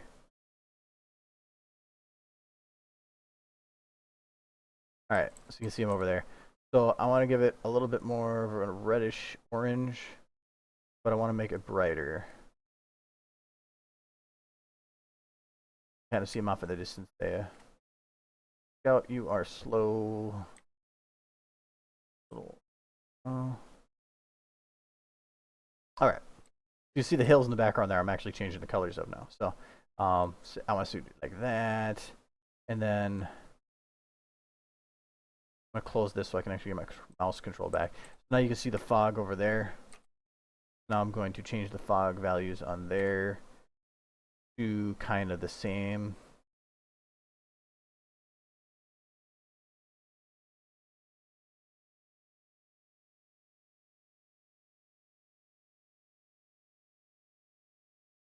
Let's just say that looks good. If I go back now, these hills will now take on a little bit of the redder tone that I gave it, and that gives a much better better coloration. But know that the map has to have a fog controller to work with that. If I were to open up a new map in the void and I went to go try to use fog controller, it wouldn't do anything. There is no fog controller on the void. So that's why when somebody in the workshop goes and says there's an inactive fog controller, it means there's no fog, but you have ability to control it. That's awesome. It comes in handy for night shots. It comes in handy for just any type of fog you want to add to any map. It can be a little dangerous to use because the fog is locked to the camera. So as the camera moves, the fog will move with it. But nonetheless, still pretty cool. I think there's the only 2 videos I've ever used the fog controller on. Can't think of any others. No. I might have used it there, but no.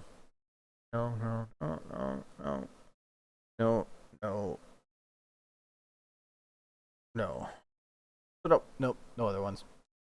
So only use it twice, but it does come in handy. It's one of those you add it to your toolbox. What other stupid little things?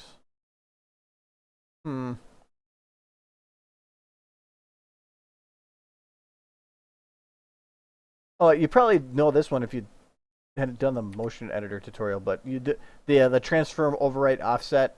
If you haven't figured out how those work, but yeah, in relation to the question there, if it doesn't change the save files, no. If you change the skybox or anything in the console, skybox or the fog UI, it locks it to the engine, not the file. So that's why if I modify the fog here and I go to any other like map or whatever, the fog will be overridden to whatever I put for a value in that UI that popped up. If I quit, like I'm not gonna show you, but say I quit out of SFM and I go back in the rear one with the rain, everything will be back to how it was. That's why I had to modify it there, because the white background was white, because I hadn't done any I hadn't had those changes saved. So that does mean that if you get a value that you like for a specific scene, write it down. Because otherwise you're just going to lose it and have to try to come up with something close to it again. And no matter what, you're never going to get the exact same. You might get it better the second time, you might get it worse. But then there's also just being lazy. God, this scene killed my PC. Oh, the grass.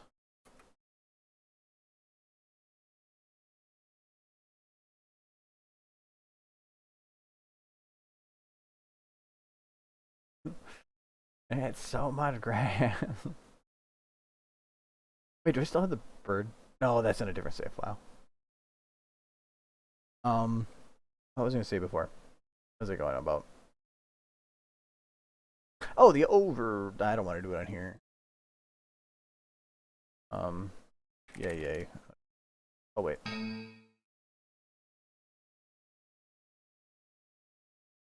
Yeah, 31st. Alright. So see, now I open up a new file. The fog's still changed. The skybox didn't save. I guess that one doesn't lock, it looks like, but the skybox or the fog does. No, if you watch the motion editor tutorial thingy, you've probably seen this, but for those that haven't seen it, let's grab. I grab stuff. All right, so we got pinkies.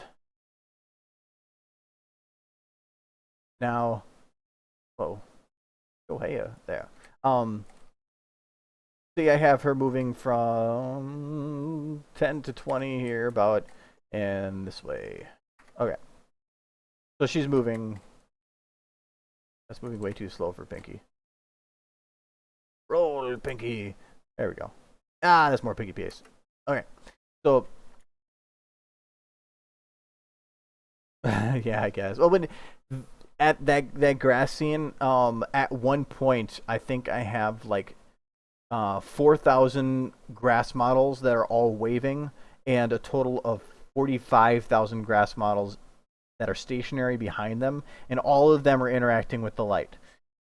A lot of heavy light volumetrics. Computers don't like it. And at my old PC, it took me forever to render. So far, Lightbringer is the longest to render. Second behind that was Clusterbuck. That one took 26 hours. Okay, so we have Pinky moving here. But say that halfway through here, like right about this point, or it's not really a realistic example. But let's say that we have Pinky turn and do some kind of movement like this halfway through. So you see Pinky move that way, and then slowly drift back this way. You want to have her run like that. So let's even give her a run. Let's load up a Pinky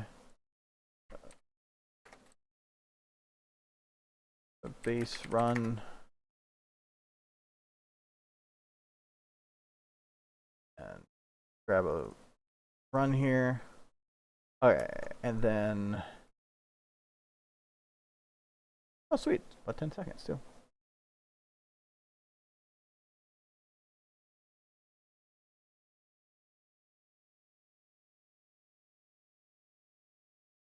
Okay, now we got Pinky kind of running. It's not maybe that'd be like the most perfect runnings, but the problem is she's kind of like floating, sideways here. You don't want her to do that. You want to actually have her turn and actually aim the direction that she's going. Well, okay, so let's say from where is she turning here? I animate base movements off the retransform, at least right now. I just don't do that. I just do because I'm stupid. So I'm gonna grab the middle of the run here, and you can see if this is the turn portion based on what's white. So that looks like about where she's turning. So we want to have her turned so that she is looking that direction. Now, if I were to grab the pelvis, say in here, and turn it, the global, that would work fine. I would get kind of the effect that I want. She'd be turning. But what if the situation required, say that you did it to the root transform, or did it to the one that you, or the one that you already animated for the turn movement, which would be this one. This is how I would normally do movement though. Root transform would be the normal positioning, and then the pelvis I would turn based on what I needed. But say I wanted to do that, well, I would turn her to match it, but as you can tell, I'm actually, when I grab her to turn it, I'm modifying the position as well, so it's just kind of doing a luge. You can have two ways to prevent that. You can either go in here and just select rotation. If you do that, then yes, you are turning her just the way that you want to have her turned.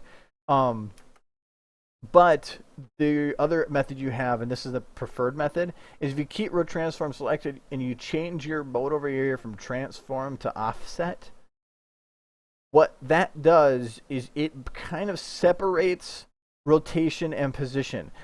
There are times where you do want to have them locked together.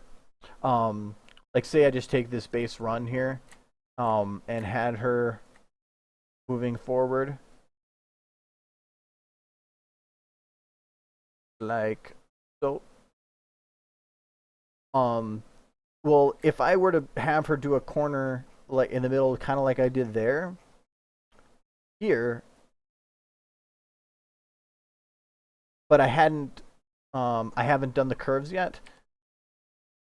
Now if I go to turn her, oh, I'm now in offset mode. Let me go back to transform.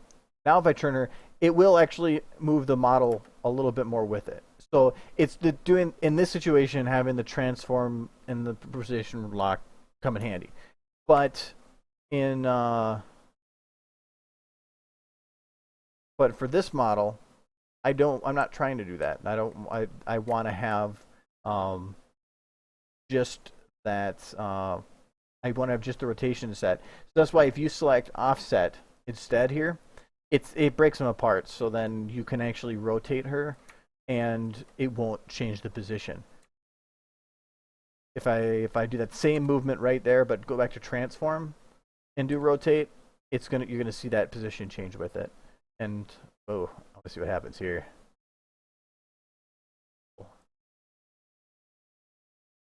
Rah. Rah.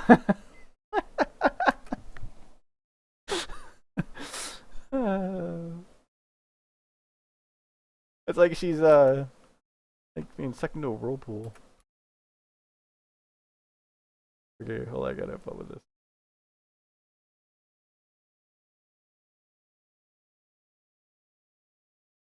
Meow. Roll, Pinky. Okay, that was interesting. So,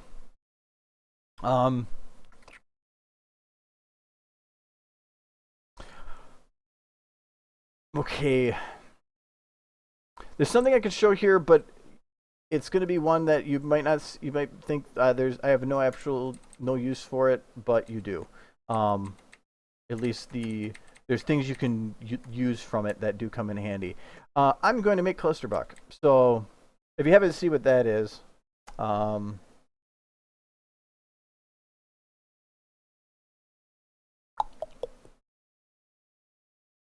so this one. The actual animation for this is like a couple seconds long, because of repeated factors. Everything is perfectly symmetrical. So this was like one model and all their animation copied across. Like for Rainbow Dash here, there's I think 8 of them. It's hard to count when they're moving. Yeah. So I copied the animation from one, and the way I moved it in time, it takes a little bit of math, but the effect you get is pretty neat. I realize this is like killing the bitrate. That's cool. So I think it actually might have been like a 10-second loop or something, but it's not. It allows for everything to look like it's random, even though everything is looped. And that effect comes in handy for anything that's looped where you want to have background stuff moving, being able to figure out how to have it return the same model returning to the same position in a looped fashion. So I'm going to show you how I did clusterbuck. so I got Pinky running here, and I'm just going to show how I had her rotate around a central point perfectly, like I did there.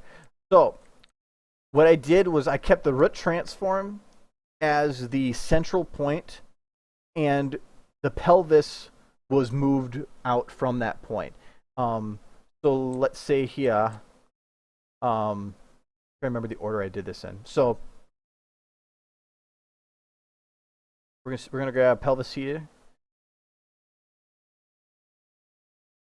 Here, I need to make sure I actually get the right sequences here. Here. Okay, this was made in 24 frames per second, now that I think about it. So I have to convert it. One sec.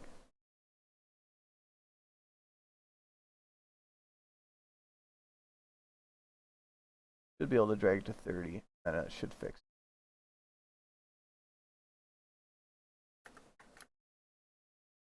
Basically, I need to make sure that I have, because I have to math everything, I have to make sure that everything is matched up frame for frame.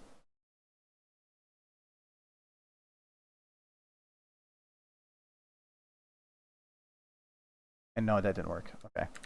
How did I fix that? I think it was 12 to 15. To fix it going 24, because I originally recorded it in 24 frames. If I need to, I can go change it to 24.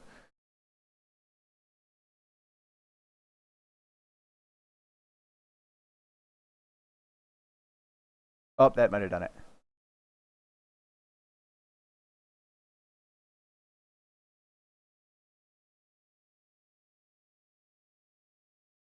No, I don't think it. Okay, I just loaded it up in 24.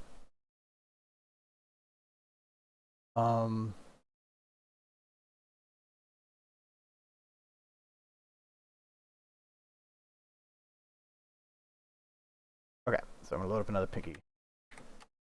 Well, it's just some of this you might kind of know how it does, but it's gonna be not just how I did the rotating, but how I did the looping to have everything match up perfectly fine. All right, so we're gonna have grab that run cycle.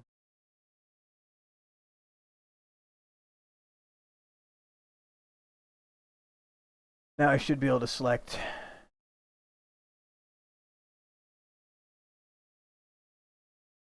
Yep, okay, that's exactly 24. Okay, awesome. So I want to make sure that I get, or I know exactly how long each of these are.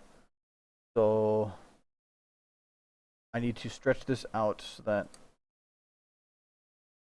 I have, or I want about 1 per second. At 15.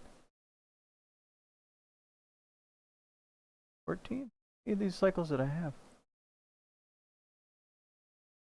Or was it at 12?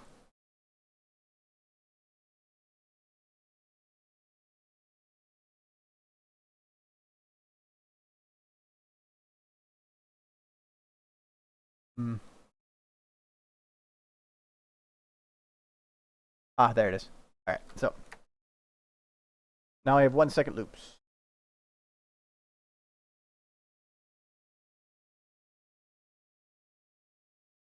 That is Pinky. All right, so what I want to do is say I want to have her do an entire circle in, I'm going to have 4 copies of her, so I want to do it with a multiple of 4. So we'll do it there.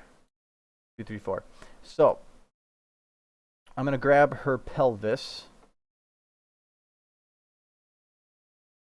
And we're going to have it, the pelvis alone, and every bit raised up.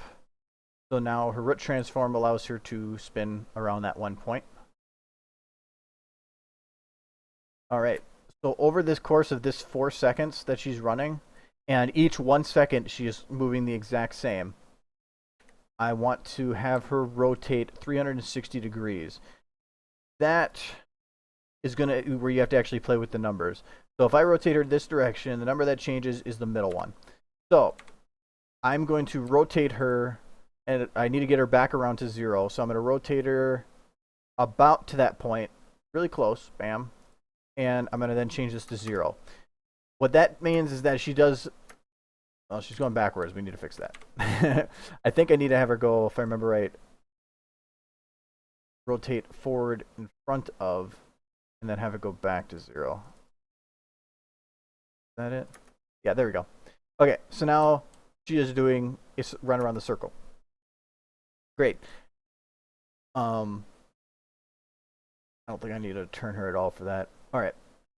That means that at this point she is in the same stance as she was at this point, and at this point, all the way around 4 times.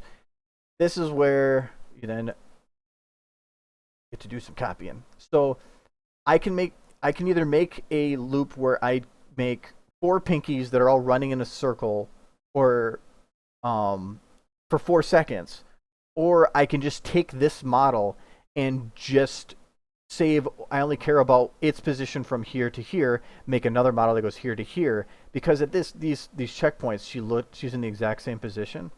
So I'm gonna copy, paste pinky. So now I have 2 that are running on top of each other here.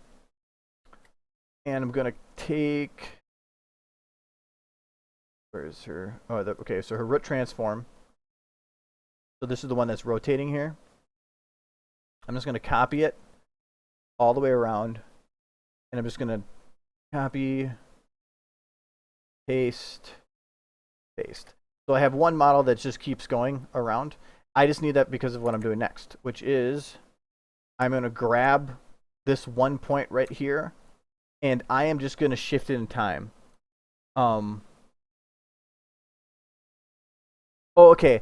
When I rotated it, I rotate. If you rotate and don't, and you have to know what it is that you're rotating it from, and you have to make sure that you're rotating it around all the axes being at 0. If you're not at 0, you can't do it. Like, let me grab a new model here. Okay, so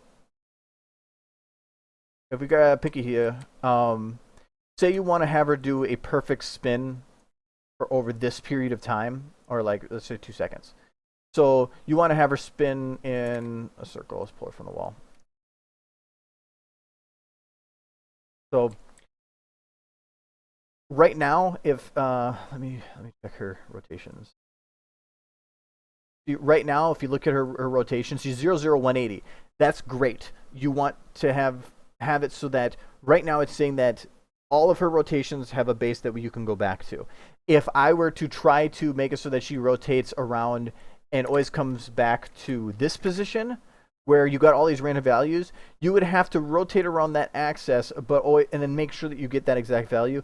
That gets messy. It's easier to do it somewhere else and then put her in that position if you need to. I'm just going to do it from 0. So then this. Okay. So what you can't just change the value here to 0 because you're just not going to get any motion. You have to start the motion. So say I want to have her do a spin. And so when you grab here, you can see where you originally grabbed, being that little yellow line, and you're continuing like a yellow line. So I'm going to grab her and do a spin, and you get as close as you want, but I'm going to double check here, but I think it matters whether or not you stop before or after. So let's say I stop before, and then I go to, you need to find the value. So this was the one that was negative 180. We want to have it negative 180 again, so we're going to do 180. Okay. If you notice, she's now instead going halfway back the other direction and then halfway back. It's when you put that value there, it is fixing everything to get to that midpoint and back within the shortest distance possible. When you did it underneath, its shortest distance was to go the other way and then come back. But say that instead I did the rotation but then went a little beyond that. So instead of going 175 or just under 360 degrees, I went a little over 360 degrees. So now I'm going to do negative 180. Negative 180 might still cause this issue. Nope, it doesn't. So now that I went past it, it will do the perfect spin. And now she is back at this point to 180, which is her exact starting position. So now, if I were to grab this, copy, and say paste it this each side, she would actually do a perfect spin without any interruption because she is always coming back to the same spot. So, and the thing with the before and after thing was just trial and error because I'm like, why is Pinky going the other way? So that's how to do the spinny thing. But it works that way with any animation. But anyways, back to our other Pinky here. Hi, Pinky. So the one that's spinning. I'm going to delete that other one. So what I'm going to do is I'm going to grab all of time, and right now they're moving together here, and you'll see that she keeps going here. What I'm going to do is I want to have her go ahead in time, basically. So I'm going to grab from this point, and I'm going to make sure that I select right below this bookmark, hold Alt, and then I'm just going to drag and... I'm going to just keep my bookmarks there. I'm going to Alt and drag to the next point, this point. Now, I have two Pinkies that are running around. I'm going to go ahead and set it. Wait, why are they in the hill? Have I been animating them in a hill? Wow, okay. Get out of there. It is Pinky. I guess that doesn't make sense. Alright. Further up. There. Alright. Now we have two Pinkies that are chasing each other. We just want to repeat this process now. So if I grab this Pinky, this is the one that I already made, so she's already ahead in time. Do the same thing, grab everything, move it forward a bit. Now we have two. We paste the same thing one more time. Copy over. Now we have four Pinkies that are running around in a circle, identical. What you can do now, since they are identical from this point to this point, you don't actually need a 4-second animation now. You've made this is actually, even though it's a 4-second for a single Pinky to go around a circle, it's only a 1-second loop. So if I were to take all these Pinkies and just copy this 1 second here, and copied it, pasted it here, pasted it here, pasted it here. So all this is just 1 second, and you watch it, still looks the exact same, because this whole thing is exactly set up to where even from here to here, the transition point, you can't tell. But each model is only going a little bit and then repeating their position. So that is how I made the cluster buck without having to make lots and lots and lots of models do circles for lots and lots of period of time.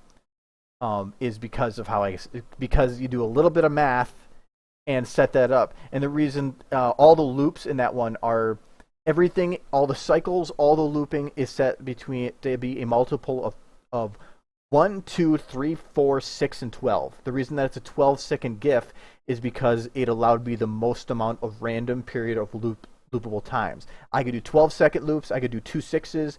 I could do 3 4s, 4 3s, 6 2s, or 12 1s. I had a large variety of different timings that I could do within the same loop to have everybody come back at the 12 seconds to where they could all reposition back to the original spot. So, and this has more uses than just that. Like that was where so much Pinky going around a little bit more. So let me go open. Is it on a previous? No.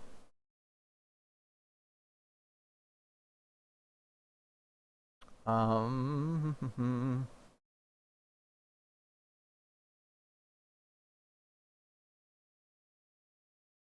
didn't move the save file for that one.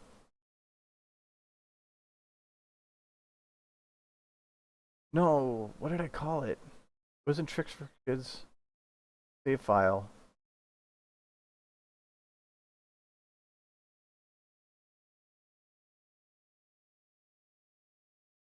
I don't remember what that one is called.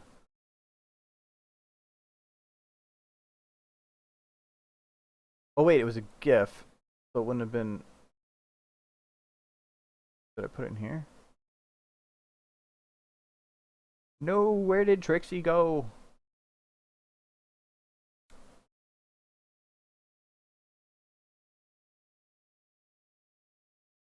Hmm. Where do I have the breakdown? That'll work.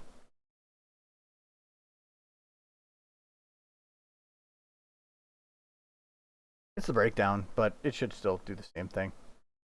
So for Trixie running here, to get the grass to do this is basically the same trick. It's a little bit different. I don't have them go back to the and repeat from their exact spots. I did this in batches. So you can see, let me see if I can turn off certain bits of grass. All but one, maybe. Whoa, way too many to turn off.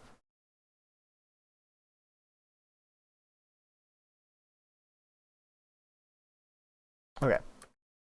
So just this little patch of grass is build. You can see goes around. There we go. You can see the grass goes forward, and then it resets back to its original spot, and another one takes its place as its doppelganger. And because of that, and it's even the same thing with the trees back here. The trees back here. There's two tree models, but when I might have to start from the beginning here. Yeah, so you can see when it gets to the end here. This tree that takes over in the middle there, it isn't the same tree that keeps going. It may look like it, but it's not. It's just what this tree goes, then jumps back to its old position, then keeps going, then jumps back to its old position, and you have a loop that goes on forever. So, you can have an animation that I can make like this, where you will not notice. When the tree is hidden, you won't notice. And that things keep going because you created a loop that used a little math. So doing the position like that is a little bit more difficult because I couldn't like move it by a specific amount. What I did here, and I'll show a little bit here. I made the tree. I say I made this tree move that distance. I copied it with the ground so that it moved with the ground. Then once I had that animation within 8 or I can't remember how long of a loop this is. Yeah, this is a 3-second loop for this whole animation. At the end of that 3 seconds is just how far I had that tree move. I copied, pasted this tree, so I had another version of it, and then I selected all of time and moved it forward. So I shifted it forward to about where the old ones was here. And then it comes the tricky part. Now it's actually just getting it close enough that it looks like it didn't shift at all. So here you can see like when it crosses time, it moves, it skips backwards. I don't want it to skip backwards, so I move it a little bit forward. Still skips backwards. Forward again. Forward again. Okay. Still skips a little backwards. Okay, now when I shift across this, you can see that the exchange from the old tree to the new tree, considering that right now I'm working in, I'm looking at this in like 1/8 or 1/10 of a frame. You're not gonna, when it actually shifts and does a whole frame, even some small little of a difference, it's gonna be noticed. So now, this with the new tree, you'll see that tree go and just looks perfectly smooth. And that I only had to animate one tree for the amount of time for the loop, and then just like copy the duplicates of it taking over from its old position. the more complicated the movement, the more difficult it's going to be. But that's how you make conveyor belts. That's what I like to call them, because you're basically making a conveyor belt that goes on forever. And then this is like, where are the rocks in there? Oh yeah, the scaling issue. But this one had like pretty lighting, considering that there was no skybox. This was a sky made with lights. I thought that was prettier. So just use a blue volumetric across the top. Then the base of the sky is usually whiter. So the mountain's not here, so it's not giving that light right there. But a white at the base and then a white at the other side too. So make sure that it gave it. And then the sun was here, so I didn't have a blue on the other side because I wanted the sun to have a little bit of a whiter side. So so you can make skies with lights too. But yeah, that's how you do looping, like perfect, or like looping an animation smoothly, so that you can't notice the cuts in it. But I know that probably was very confusing. I've done it a lot, so I just have experience in it. But I don't know if anybody had any questions that wanted me to clarify in regards to how I do that, or if there's a specific method that you're curious about. But yeah, volumetric lights are awesome. You can use them as fog, you can use them as sky, you can use them to give extra light through a window, to give ambience to a room. They have so much power, but they can be so overused as well. It's so cute. Oh, Twixie. Alright, let's make evil Trixie. How big is her run cycle? 1 second.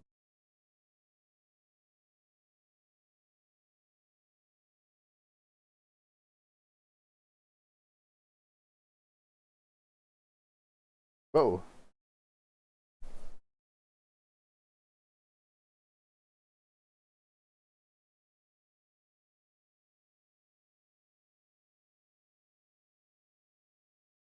Why does your head keep disappearing?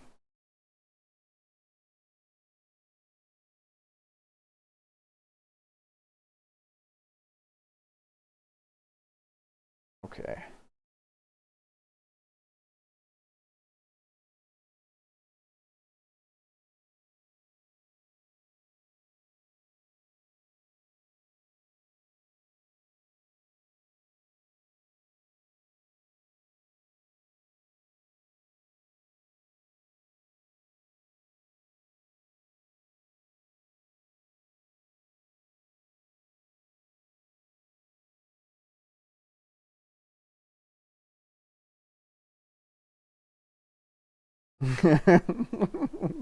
What happened to her hat?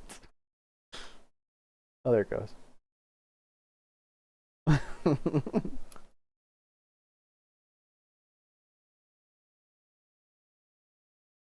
I very rarely work with volumetric lights on the whole time.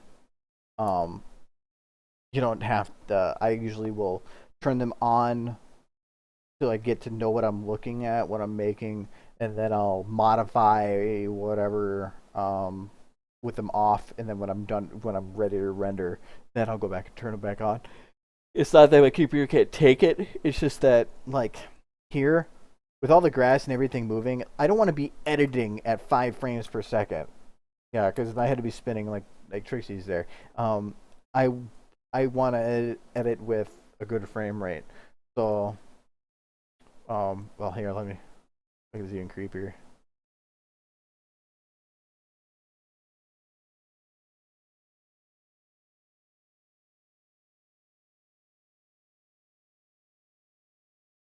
Right, and then we take the head, add scale.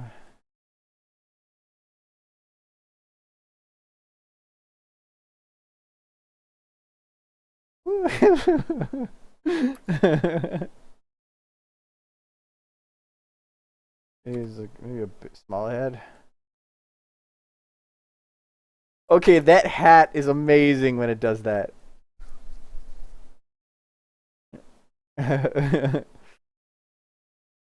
Okay, we're gonna have Trixie put on some weight. So we're gonna make a little smaller head.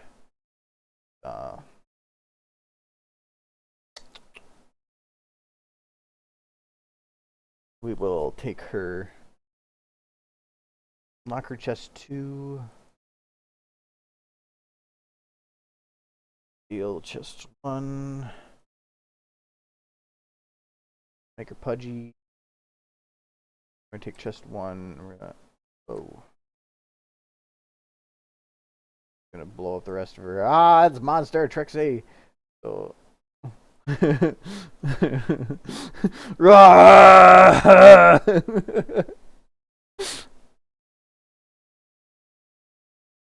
I gotta fix her head, buddy.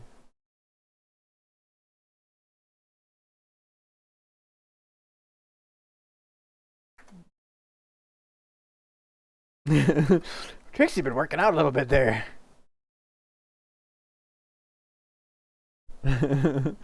No, you want terrifying? I'll give you terrifying. Hold on.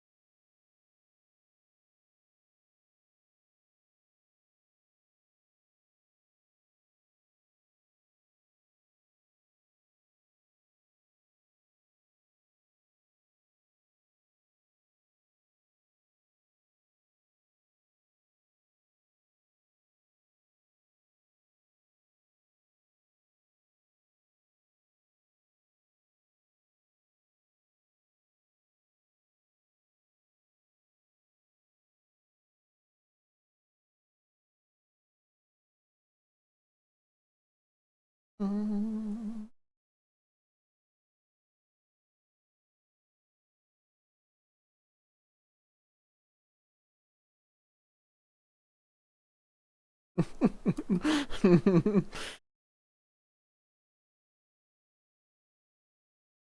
wait, I modified the one part of the cycle, but not the rest. From here.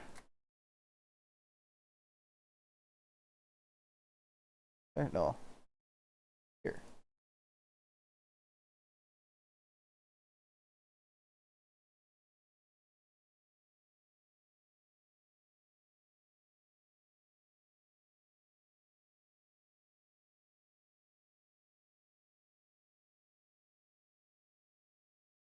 There we go. That's terrifying.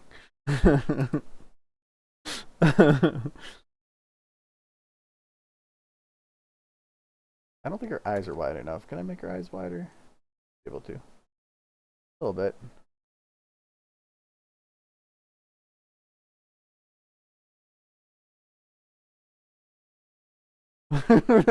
Okay. We're going to give you nightmares.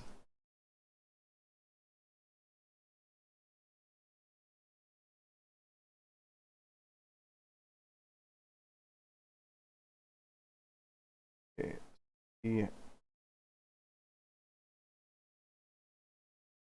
Yeah, I can just do time code. Okay, there we go.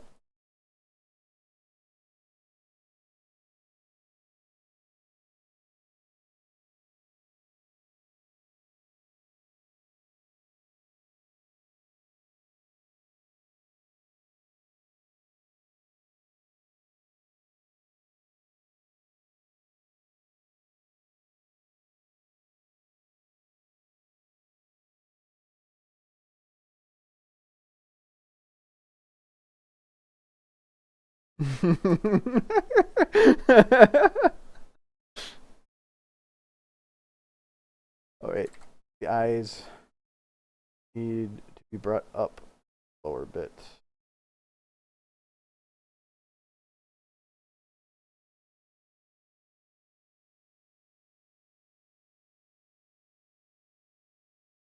That's not nightmare material at all. Happy birthday, Seth.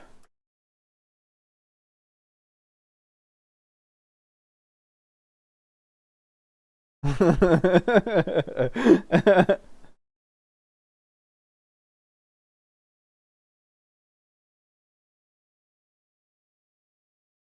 it do the scene breakdown, but just have the head follow the camera for the whole time.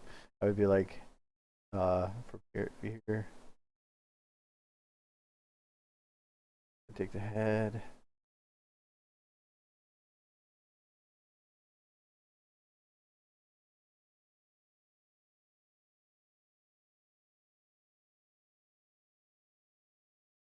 Yep. So we just do, oops, that.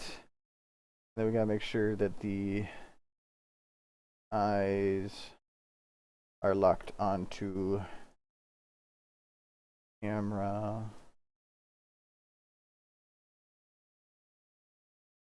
Oh, head there. Okay.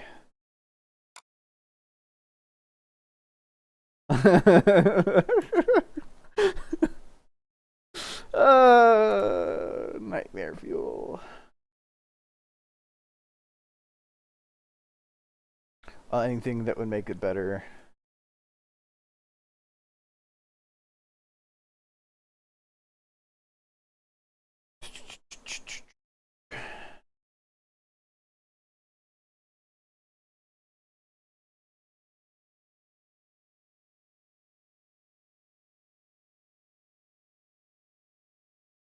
Hmm.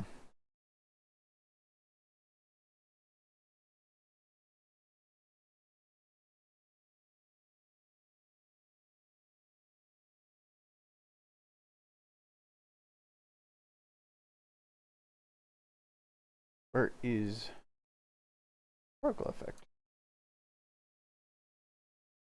Oh, because I probably didn't. I didn't.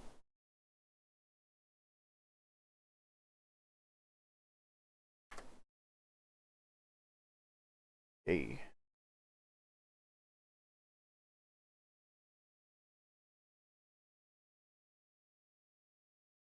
Actually, I could make this really entertaining.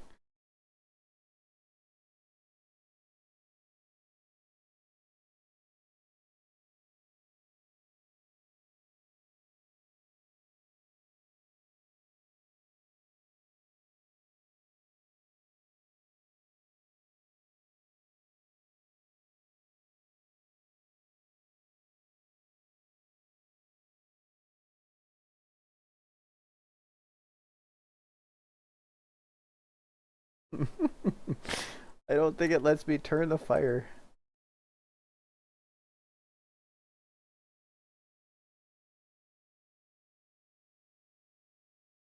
Now all I see is you're saying hot, hot, hot, hot, hot. Oh. Let's start some ritualistic song here.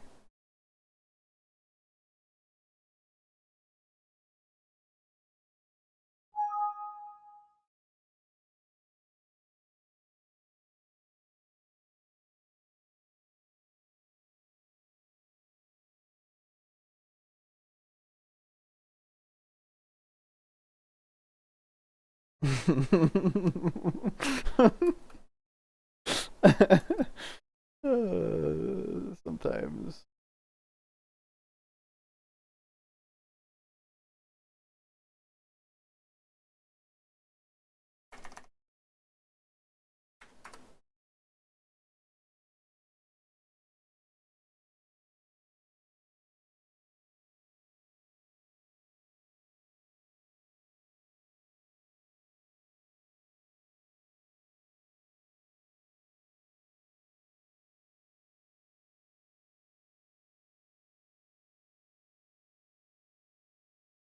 It's actually funnier. I thought I was trying to get something creepy. That's not even creepy. Trixie still wins for creepy. Okay, that's a little creepy, but oh, that oh no, it wouldn't work. Oh, I was gonna say I should try to take Celestia's model and copy it on there, but the transforms don't match up. No.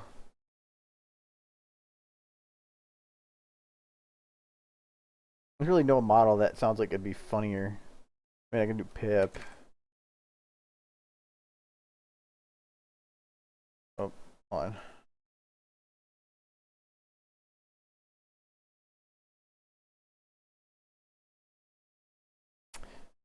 I have to actually select everything and then add scales.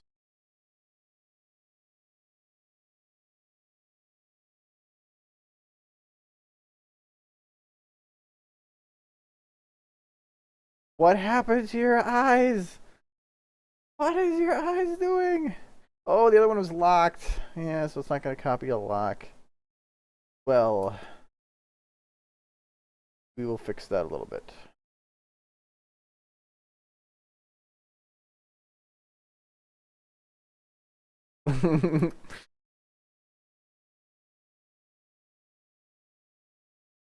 And then we will lock her eyes to head.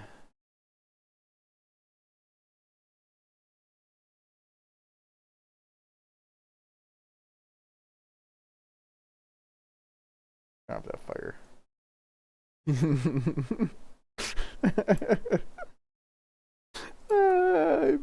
Poor Pip.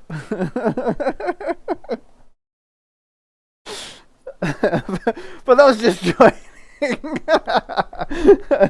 Okay, no more nightmare fuel. We're gonna delete Pip. And Trixie. Bye, Trixie. Okay. The nightmare is gone.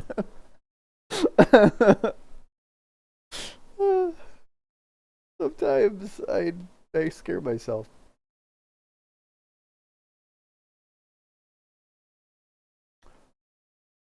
What else should I open Sia? Oh, you know what? Now that I think about it, do I have a save file for this? No, I don't.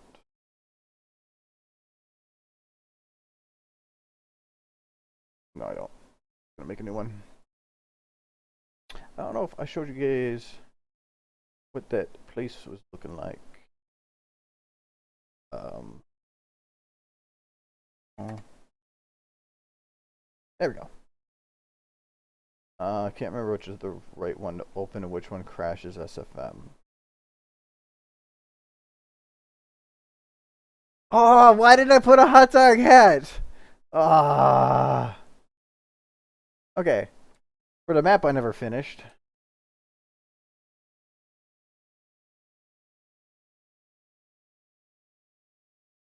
What the? Why are all the poles glowing? They're not supposed to glow. I have to work on fixing that. Oh, the other ones don't. Oh, because these are different ones out here. Ah.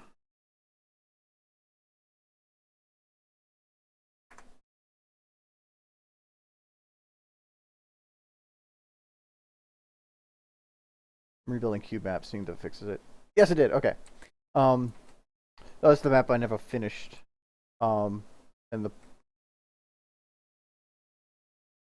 was looking pretty cool. Had like go over here, bags. I was working on. See if I can find it.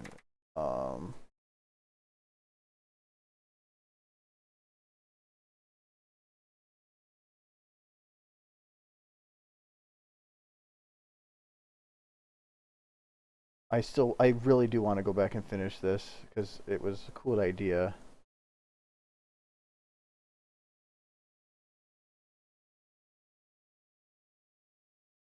So it was copy paste. So, or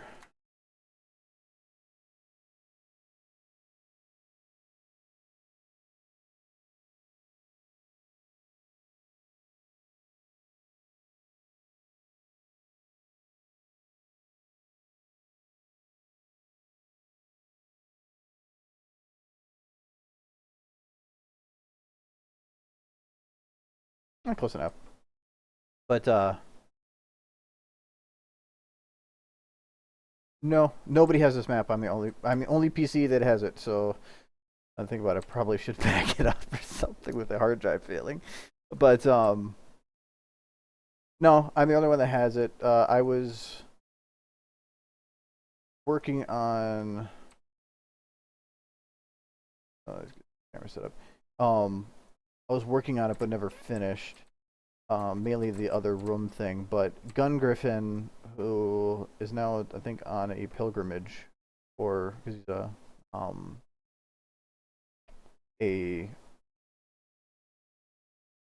whatever you call that, Jehovah's Witness.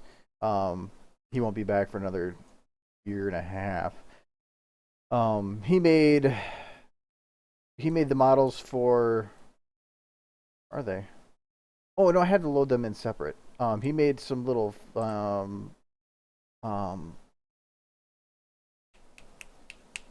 you call that flower pots that are spread around here, but I don't have those on right now. And he made this door, and the door is. This map is still busted. It's so weird. Any light that's close distance that breaks the whole map, as you can see.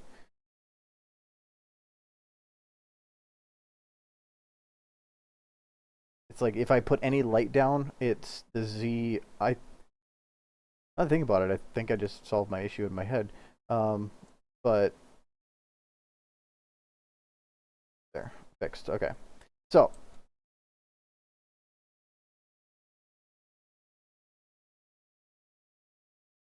because it was a pretty cool door he made. So,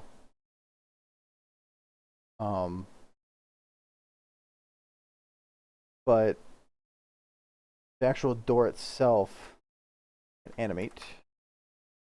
Where is you door? Okay. So I have the left door.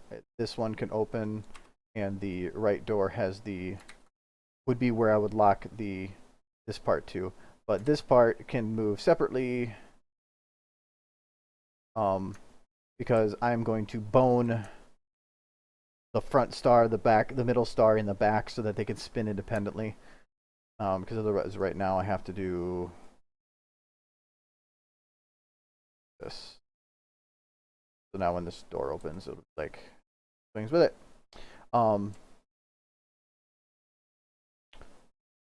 But and then I have this room. This is the one that I got confused on and never finished and rage quit.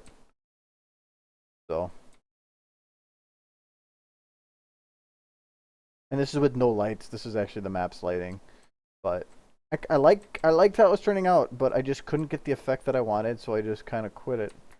But I had a really cool idea for it. I spent like 2.5, 3 weeks making this, and then never did anything with it. I don't make the models of ponies, so you could probably like put one together. Oh, back. But even the outside's kind of like derp. Yay. Yeah, I'm not a map maker. That's why people are like, "Are you gonna make a public afterwards?" I'm like, I don't know if I want to because it's horrible. It's so broken. Everybody's gonna be like, "I'm gonna make a light," and then they're gonna be like, "Why is it that everything disappeared? Why is everything disappearing as I went into it?" So,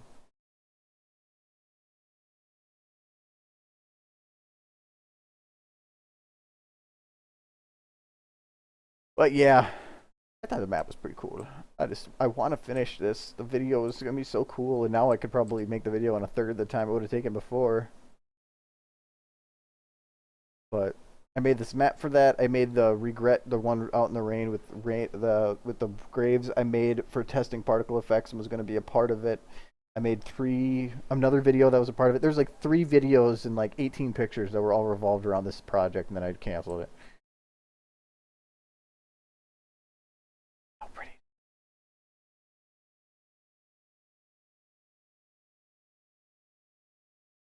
So, except for that's busted.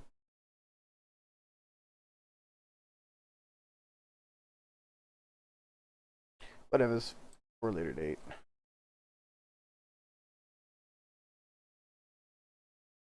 Wait, did I show the wrong side? Oh no, he was gonna dupe it. That's what it was. Never mind. The door is to be copied to the other side so that they can have both sides of the door. Anyways, I covered the lighting and stuff. So I don't know if there's anything else anybody was wanting to see specifically on how to do. Can't think of anything exactly. Or any other scene builds you want me to run through.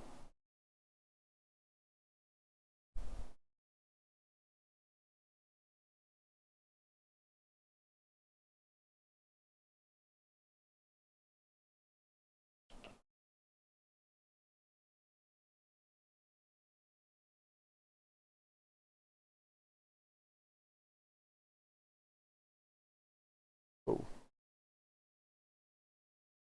I have to play around with this a bit more. Oh,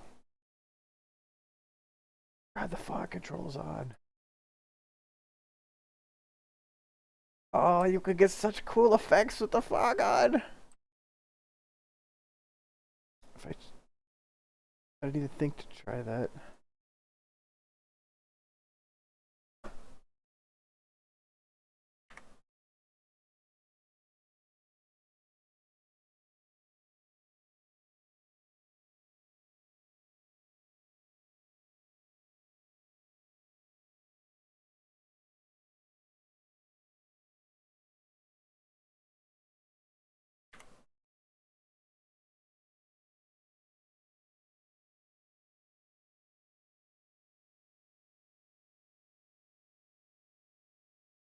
Hmm.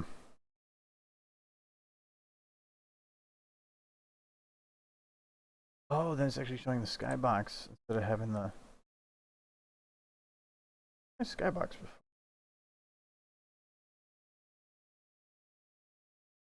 It was something boring and dreary.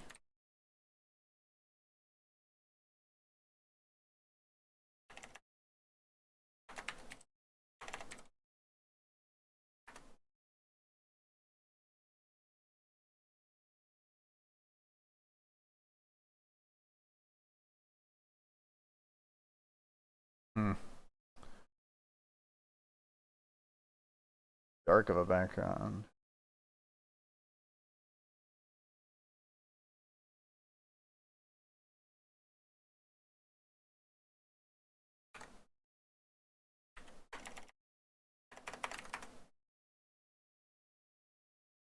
I don't know if that's any better. But it was.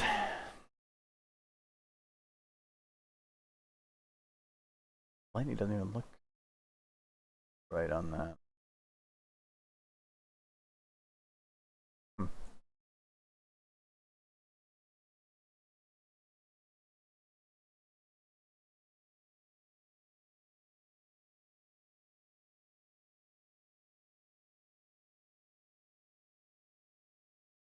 Hmm.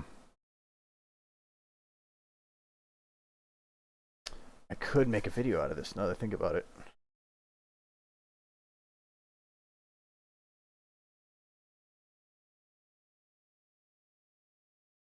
I want to finish the other one first, though. I get too many ideas. I have 3 videos I have planned and working in my head, and I have about 18 others that I want to start after that. And no, skybox changes aren't savable. They are not locked.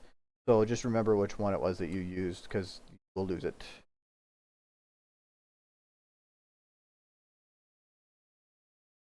But see, this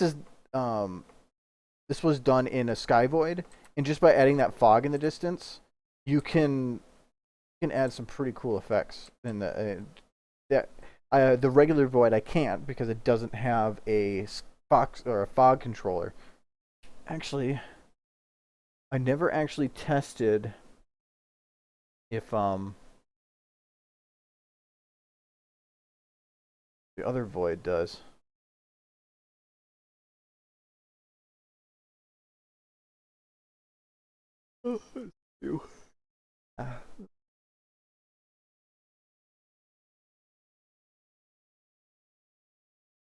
because there's the regular void, and then somebody made scene build huge void, just void but bigger. Somebody made a sky map version that's really really big.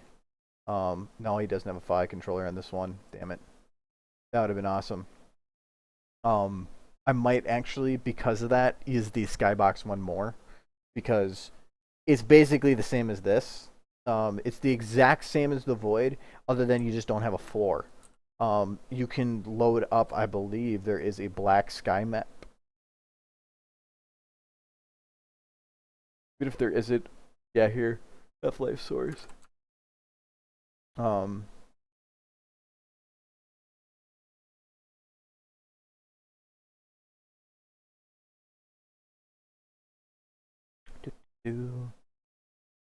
Yeah, so now that I'm back here, you can see the map is now back to sunny days, which is not quite what to be for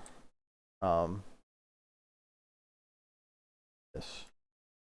Whoa. Oh, lights aren't on. Okay. Now I'm wondering if I can get a black sky map. Okay, yeah, I don't have Half-Life Source, I just have Half-Life 1. But a black sky map, if you make it's the same, then exact same as the void, but other than you cannot see the barriers, you cannot see the edges. There, it said this is Sky Void that I was using, but there was another one.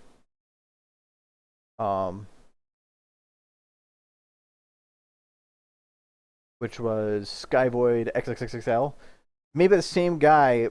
The only thing is, it's 300 times bigger, but he added light to it. So you can't. It's not a void technically, which is annoying. I went to go use it before, and then I just stopped immediately because I'm like, it's not useful to me. You've ruined it. So it does look like just a little bit ago, the same guy just uploaded Flat Void. Yeah, that could come in handy for some peoples. A void that actually is just a very, very long, flat ground, but with a skybox above. So, I'm gonna grab that. Making that kind of thing is pretty easy, but when somebody else makes it for you, lazy.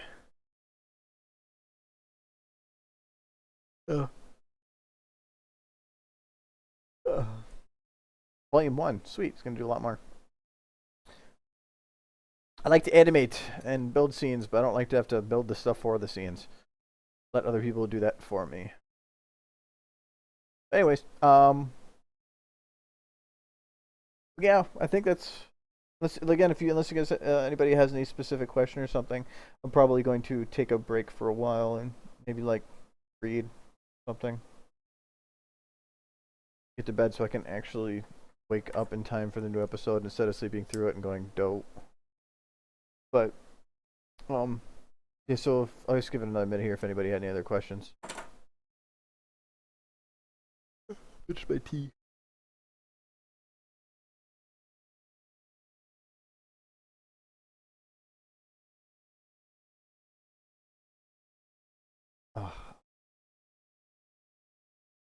That idea would be pretty.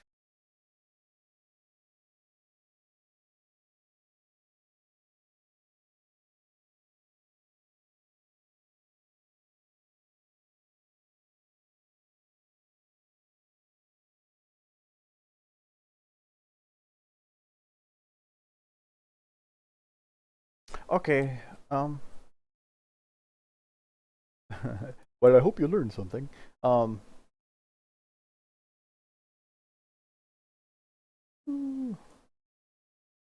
Actually, that's kind of cool.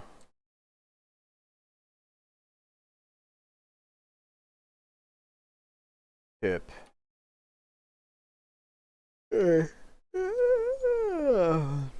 Well, if you guys do find a specific questions, let me know, and I'll try to make a list or something. Then next time I run one, I can kind of go through that. Yeah, I think every animation I've had, I could say that I've been working on for far too long. I got so many work in progresses and ideas I've written down, and I should just start seeing, start giving it to people.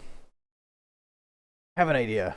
So seems to be more people have problems with ideas than anything else. So, all right, but yeah, let me know if you guys are any other issues, and then I will try to run one of these again and try to figure out for you. Otherwise, have fun, enjoy whatever. Yeah.